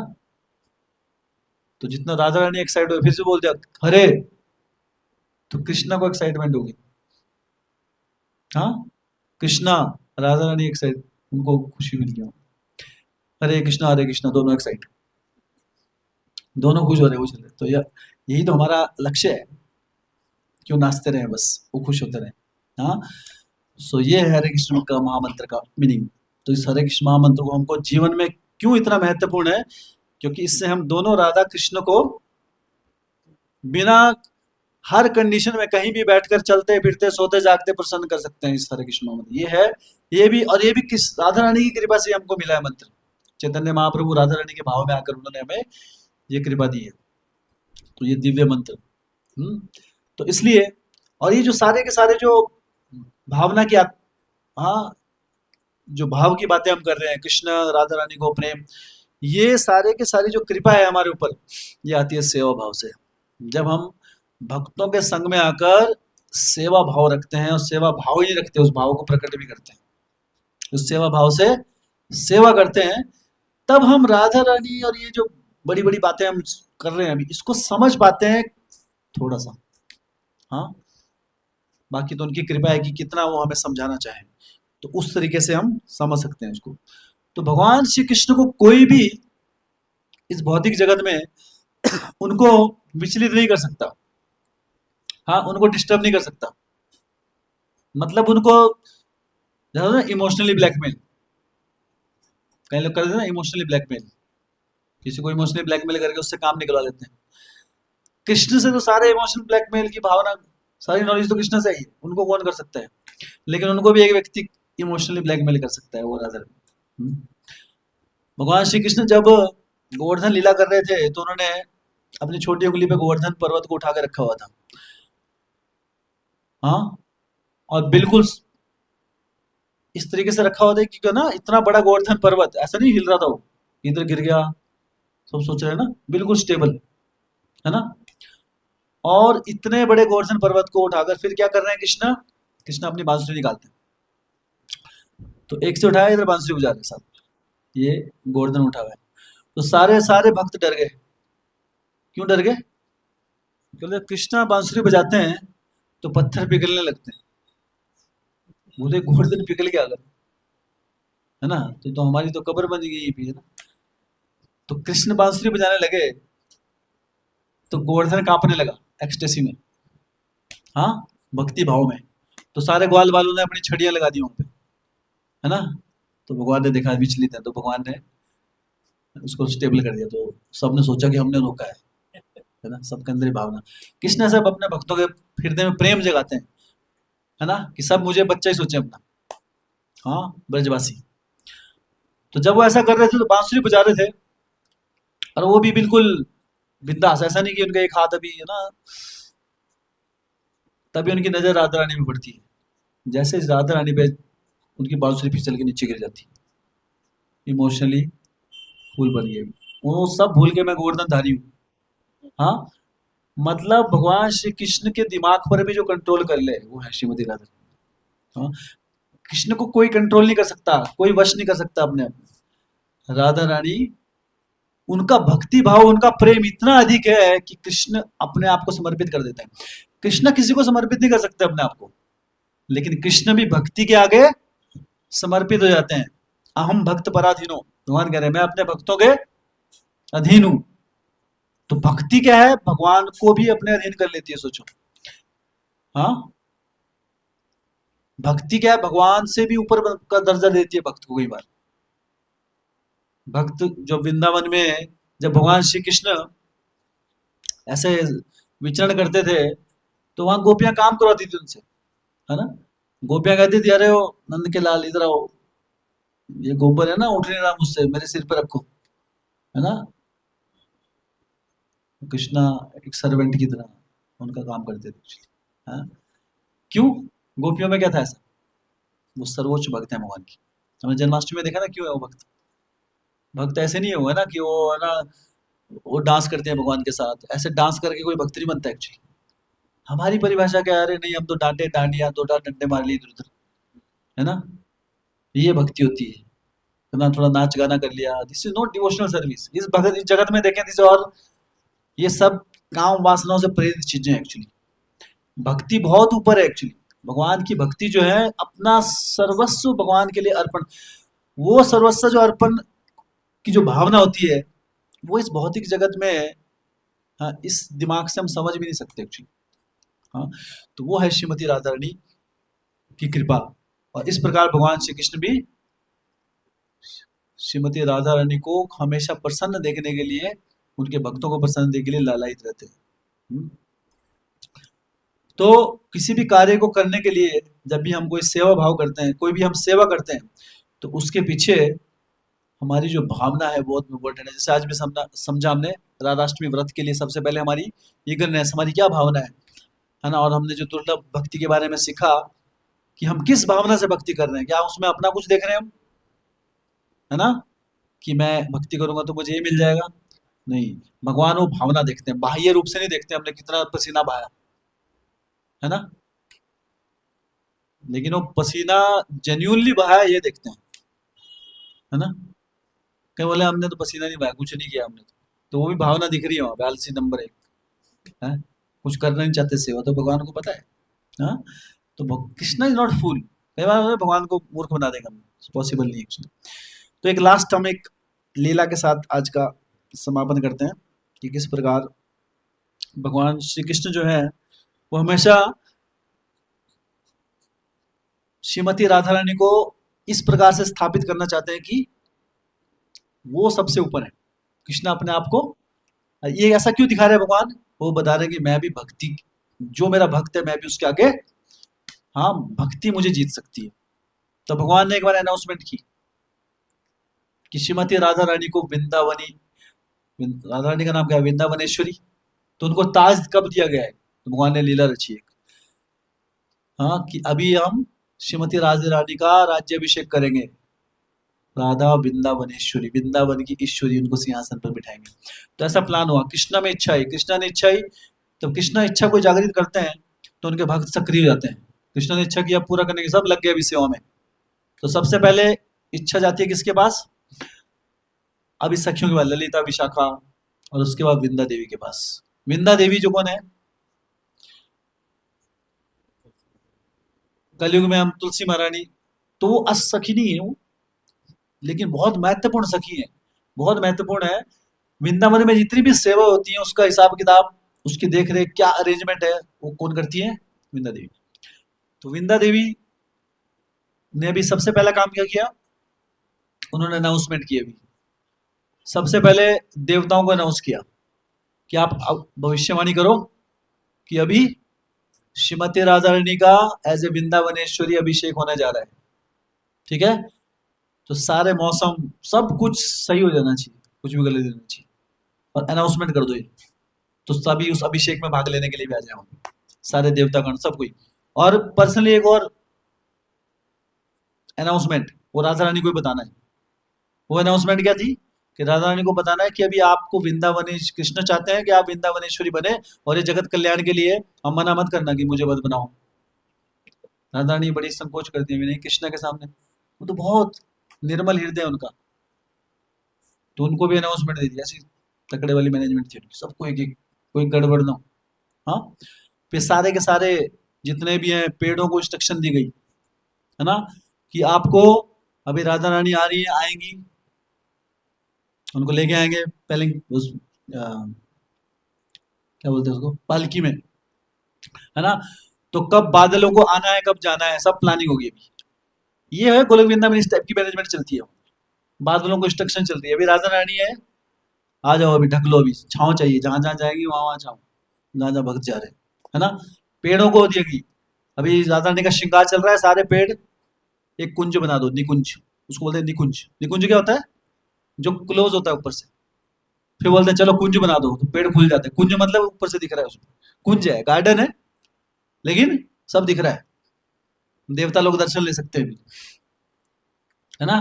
तो कुंज निकुंज भी चलता रहता, पेड़ वहां पे साथ देते हैं। पेड़ों को बोला कि अभी आप, हाँ, इस तरीके से, इस प्रकार की ध्वनि उत्पन्न करो, राधा रानी को बड़ी प्रसन्नता मिले उसमें, है ना। इस प्रकार से झूमो, तो पेड़ एक साथ सारे झूमने लग जाते हैं। हाँ, पक्षियों को इंस्ट्रक्शन दी गई, है ना, कि तुमको ये गाना गाना है, ये करना है। वृंदावनेश्वरी, वृंदा देवी ने सब एक एक वहां पे चर अचर जितने भी हैं जीव, वो सब सेवा में भाग लेते हैं। एक भी व्यक्ति ऐसा नहीं है जो राधा रानी की सेवा में भाग लेता है। तो सेवा, और सब तत्पर रहते हैं, सब प्रसन्न रहते हैं कि यार कुछ एक अवसर मिल जाए बस श्रीमती राधा रानी की सेवा का। तो ऐसे पूरी प्लानिंग हुई। सारा प्लान करने के बाद अभी श्रीमती राधा रानी को लाया, उनको श्रृंगार किया गया, सारी सखियों ने उनको सजाया, उनको नीला वस्त्र पहनाया, उनको नीले रंग का, और इस प्रकार से उनको, उनके ऐसे बिंदिया लगाई गई, पूरा सजाया गया उनको, अच्छा अच्छा, है ना। और उनके केश निखारे गए, है ना। सारी सखियों ने बहुत अच्छा श्रृंगार कर कर, और फिर उनके लिए गुण, कहीं भंवरे गा रहे हैं, कहीं गंधर्व गा रहे हैं, ऊपर से देवलोग क्या कर रहे हैं? फूलों की बारिश कर रहे हैं। ये जो देवता लोग होते हैं, ये सारे भक्त नहीं होते। तो आप देखो ना कहीं सब लीलाओं में, लेकिन जहां भी कोई लीला होती है तो फूल फेंकने आते हैं। देखो वो क्यों होता है? वो वहां फूलों का स्टॉक बहुत ज्यादा है। स्वर्ग लोकों में फूल मुरझाते नहीं है, पुराने फूल वैसे ही रहते हैं खिले हुए, नए खिलते रहते हैं। अब इतना स्टॉक कहाँ डालना है? कोई भी लीला हुई आगे फूल उठा के, है ना। तो उनको भी कृपा मिल जाती है वैसे ऐसे। तो ऐसे ऐसे चल रहा है, इतना सुंदर मनमोहक माहौल। और फिर अनाउंस किया गया कि आज से तुमको आज सिंहासन पर बिठाया गया श्रीमती राधा रानी को, कि श्रीमती राधा रानी वृंदावनेश्वरी आज से। तो सब ने खुशहाल जय श्री राधे वहां पर उनका स्वागत किया ऐसे। तो अभी राधा रानी ईश्वरी बन गई, अभी राजा बन गई, वो रानी बन गई। तो राधा रानी कौन होती है? उसकी मैनेजमेंट होती है, उसके अपने नौकर चाकर होते हैं। तो ललिता सखी को बनाया प्रधानमंत्री। प्रधानमंत्री जो सारा का सारा आगे का जो काम करेगी, सबको इंस्ट्रक्शन देनी है ना। तो ललिता सखी, अब कृष्ण जो है, तो कृष्ण आ गए वहां पे ललिता सखी के पास, करे ललिता जी मुझे भी कोई सेवा दे दो राधा रानी की। तो बोले ठीक है, तुम्हें क्या सेवा दी जाती है? तुम्हें एक दरोगा की सेवा दी जाती है। तो कृष्ण को सेवा मिली दरोगा की। दरोगा का काम क्या था? ऐसे दरोगा नहीं थे वो, मतलब उनका काम था जगह जगह जाना। तो मतलब पुलिस वाले थे वो, दरोगा मतलब कोई गलत काम ना हो कहीं पे, और जगह जगह अनाउंसमेंट भी करते रहना, श्रीमती राधा जी का गुणगान करते रहना वृंदावन। तो दरोगा बन के गए ऐसे, है ना। अभी दरोगा सुन के आपको क्या लग रहा होगा? खाकी वर्दी। तो उस समय ये खाकी वर्दी नहीं होती थी, ठीक है। तो जस्ट नॉर्मल जो भी उस समय के दरोगा थे। तो जगह जगह भगवान, तो उनको सेवा दी गई, और तुम दरोगा हो तो हर रोग आपने जाना है, घूमना है, और सब जगह कहाँ कहाँ क्या क्या चल रहा है कुछ गलत, और शाम को रिपोर्ट करना है ललिता जी को, ललिता सिंह को भी, सखियों को भी नहीं, भगवान इंस्ट्रक्शन सुन रहे हैं, है ना, ललिता सखी। तो ऐसा चलने लगा, है ना। तो कृष्ण जाते थे जगह जगह, है ना, कि राधा रानी जो है वृंदावनेश्वरी हो, सब बोलो राधा रानी की जय। तो ऐसा सबसे बुलवाते थे, गुणगान करवाते थे हर जगह राधा रानी की, और खुद भी अपने ग्वाल बालों के साथ खुश होते थे, है ना ऐसा। तो मन ही मन बड़ा खुश हो रहे थे कि उनकी राधा रानी की प्रशंसा हो रही है। ये राधा रानी, ये कृष्ण का भाव है। तो कृष्ण ने एक बार क्या किया, कृष्ण ने अपनी बांसुरी को चुपके से ना ललिता सखी के पल्लू में छुपा दिया कहीं पे। अब कैसे छुपाया हो पता नहीं, शास्त्रों में दिया कैसे छुपा दिया हो, है ना, कुछ एम्ब्रॉयडरी में ऐसे डाल दिया गया, है ना। अब पल्लू में कैसे छुपे कोई चीज? पल्लू तो क्या होता है, चादर जो होती है वो तो ऐसी होती है ना, उसमें कोई ऐसा तो नहीं, थैला थोड़ा बना होता है। पर उन्होंने कर दिया, कृष्ण कुछ भी कर सकते हैं, छुपा दिया। और कृष्ण आए। अभी हर रोज द्वार बैठता था, दरबार राधा रानी का, वृंदावनेश्वरी का दरबार बैठता था। कृष्ण आए, तो बोले क्या सब कुछ ठीक है? तो उन्होंने कहा कि हाँ सब ठीक है, लेकिन मेरी ना बांसुरी चुरा ली किसने आज, ये मेरी कंप्लेंट है। हाँ, और ये बहुत बड़ा विषय है, मेरी बांसुरी खो गई है। हाँ, तो सब चिंतित हो गए अभी, है ना, सब बोलने लगे। तो विशाखा सखी बोलने लगी कि बोलते कृष्णा तुम्हारी बांसुरी चोरी होगी तो ठीक ही होगा ना, अब हम लोग सो तो पाएंगे। तो क्यों बोला उन्होंने ऐसा सो पाएंगे? क्योंकि कृष्णा क्या करते थे, रात को बांसुरी बजाते थे। हर कभी जब मन करा उनको, तो कभी नाइट में जब बांसुरी बजाते थे, वो बांसुरी इतनी मधुर होती थी कोई सो ही नहीं पाता था। सारे मंत्र मुग्ध हो जाते थे, है ना। गोपियां सारी मधुर हो जाती, सारे वृंदावन के जो पशु पक्षी सब मंत्र मुग्ध होके, है ना, नृत्य करने लगे थे। और कई बार भगवान श्री कृष्ण रास नृत्य करते थे, गोपियों के साथ नृत्य करते थे। तो सोने का तो कोई चांस नहीं था। हाँ, तो कृष्ण की बांसुरी बजे और सब सोए रहे हैं, ऐसे तो हो ही नहीं सकता। इतनी मधुर मधुरता, इतने राग उससे निकलते थे एक्चुअली, इतने राग जो हमने कभी सुने नहीं एक्चुअली, ऐसे ऐसे राग कृष्ण की बांसुरी से निकलते थे। तो मैंने कहा ठीक ही हुआ नहीं सो पाए। लेकिन ललिता सखी जो थी वो बहुत समझदार थी, उन्हें पता ये कृष्ण की चाल है कुछ। हाँ, तो उन्होंने कहा कि अच्छा तुम्हारी बांसुरी चोरी होगी, लेकिन तुम तो दरोगा हो, तो कैसे किस काम के दरोगा हो तुम? दरोगा का काम है चोरों को पकड़ना, तुम्हारी चोरी हो रही तो तुम तो निकलो भी, तुम इस पोस्ट के लायक ही नहीं हो। बांसुरी अब चोरों को पकड़ने वाले की चोरी होगी, तो ऐसे ऐसा ऐसे व्यक्ति की पुलिस के काम, हाँ, काम का ही तो नहीं है हमारे। हाँ, तो बोलते तुम्हारे तो अभी है ना, you are not fit candidate, दरोगा तुमसे दरोगा की सेवा छीन रही है अभी। हाँ, तो अब कृष्ण भी कहाँ मानने वाले थे। तो कृष्ण कहा तो ठीक है, अब आप प्रधानमंत्री हैं, आप जो चाहें कर सकते हैं, जैसा भी, है ना। लेकिन मुझे शक है, मेरे अज्ञात सूत्रों से मुझे पता लगा है कि मेरी बांसुरी किसी राजघराने की ही किसी सेविका ने चुराई है। तो दूध का दूध पानी का पानी हो जाए, सारी जितनी भी यहाँ पर सेविकाएं हैं अपने पल्लू झाड़े। और अगर ऐसा हुआ तो फिर आप उसको निकालें, मुझे नहीं सेवा सर। तो बोला ठीक है। अभी तो सबने अपने अपने पल्लू लिए झाड़ने लगे तो ललिता सखी से एकदम उछल के नीचे गिरती है बंसरी। हाँ, तो बोलते हैं देखो, है ना, मुझे ये तुम्हारे, तो ललिता सखी ने कहा, तो ललिता सखी ने कहा कि देखो, सबसे पहले तो तुम ये सीखो कि कपट नहीं करना। तुम इस पोस्ट लायक ही नहीं हो एक्चुअली, कपटी पुलिस वाले थे, तुमने जबरदस्ती छुपा दी बांसुरी। तो पहली ट्रेनिंग तो तुम्हारे को ये देनी पड़ेगी, हाँ, कि इस प्रकार की जो चीजें तुम कर रहे हो ना, ऐसी चोरे बनने, ये नहीं करना actually।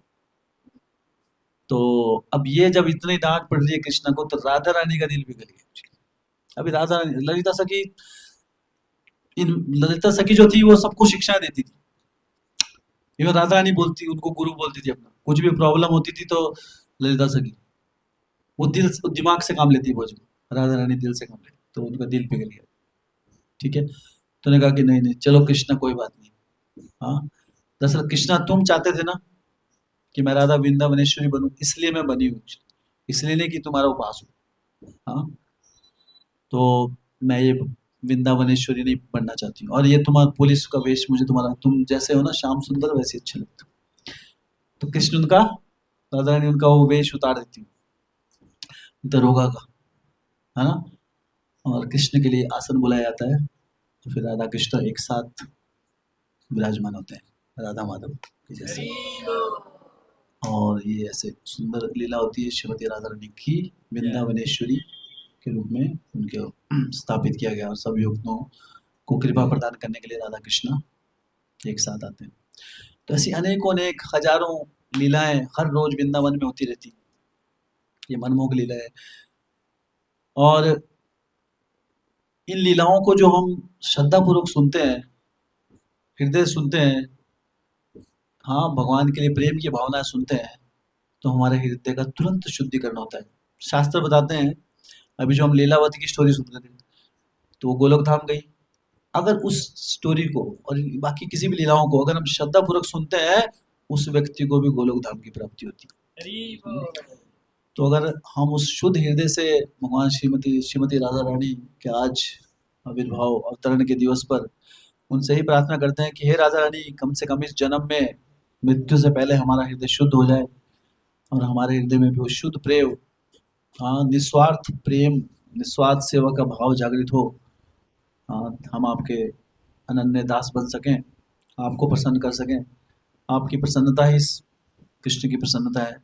हाँ, और इस प्रकार हमें अपने आज के दिन श्रीमती राधा रानी स्पेशली बहुत मर्सीफुल है, तो हम उनसे प्रार्थना कर सकते हैं। किसी कोई भौतिक प्रार्थना मत कीजिए, भौतिक इच्छा नहीं मांगनी हमको। एक इच्छा मांगनी है कि हे राधा रानी मुझे अपनी सेवा में लगाएं, हे कृष्ण मुझे अपनी सेवा में लगाएं। इस just steel everything from my heart, है ना, और जस्ट, है ना, एक चीज मेरे हृदय में बचे, वो क्या है? आपकी प्रेममयी सेवा। इसके अलावा मुझे कुछ नहीं चाहिए। ये हमारी भावना श्रीमती राधा रानी से होनी चाहिए, और निश्चित रूप से श्रीमती राधा रानी हमारे ऊपर कृपा प्रदान करेंगी।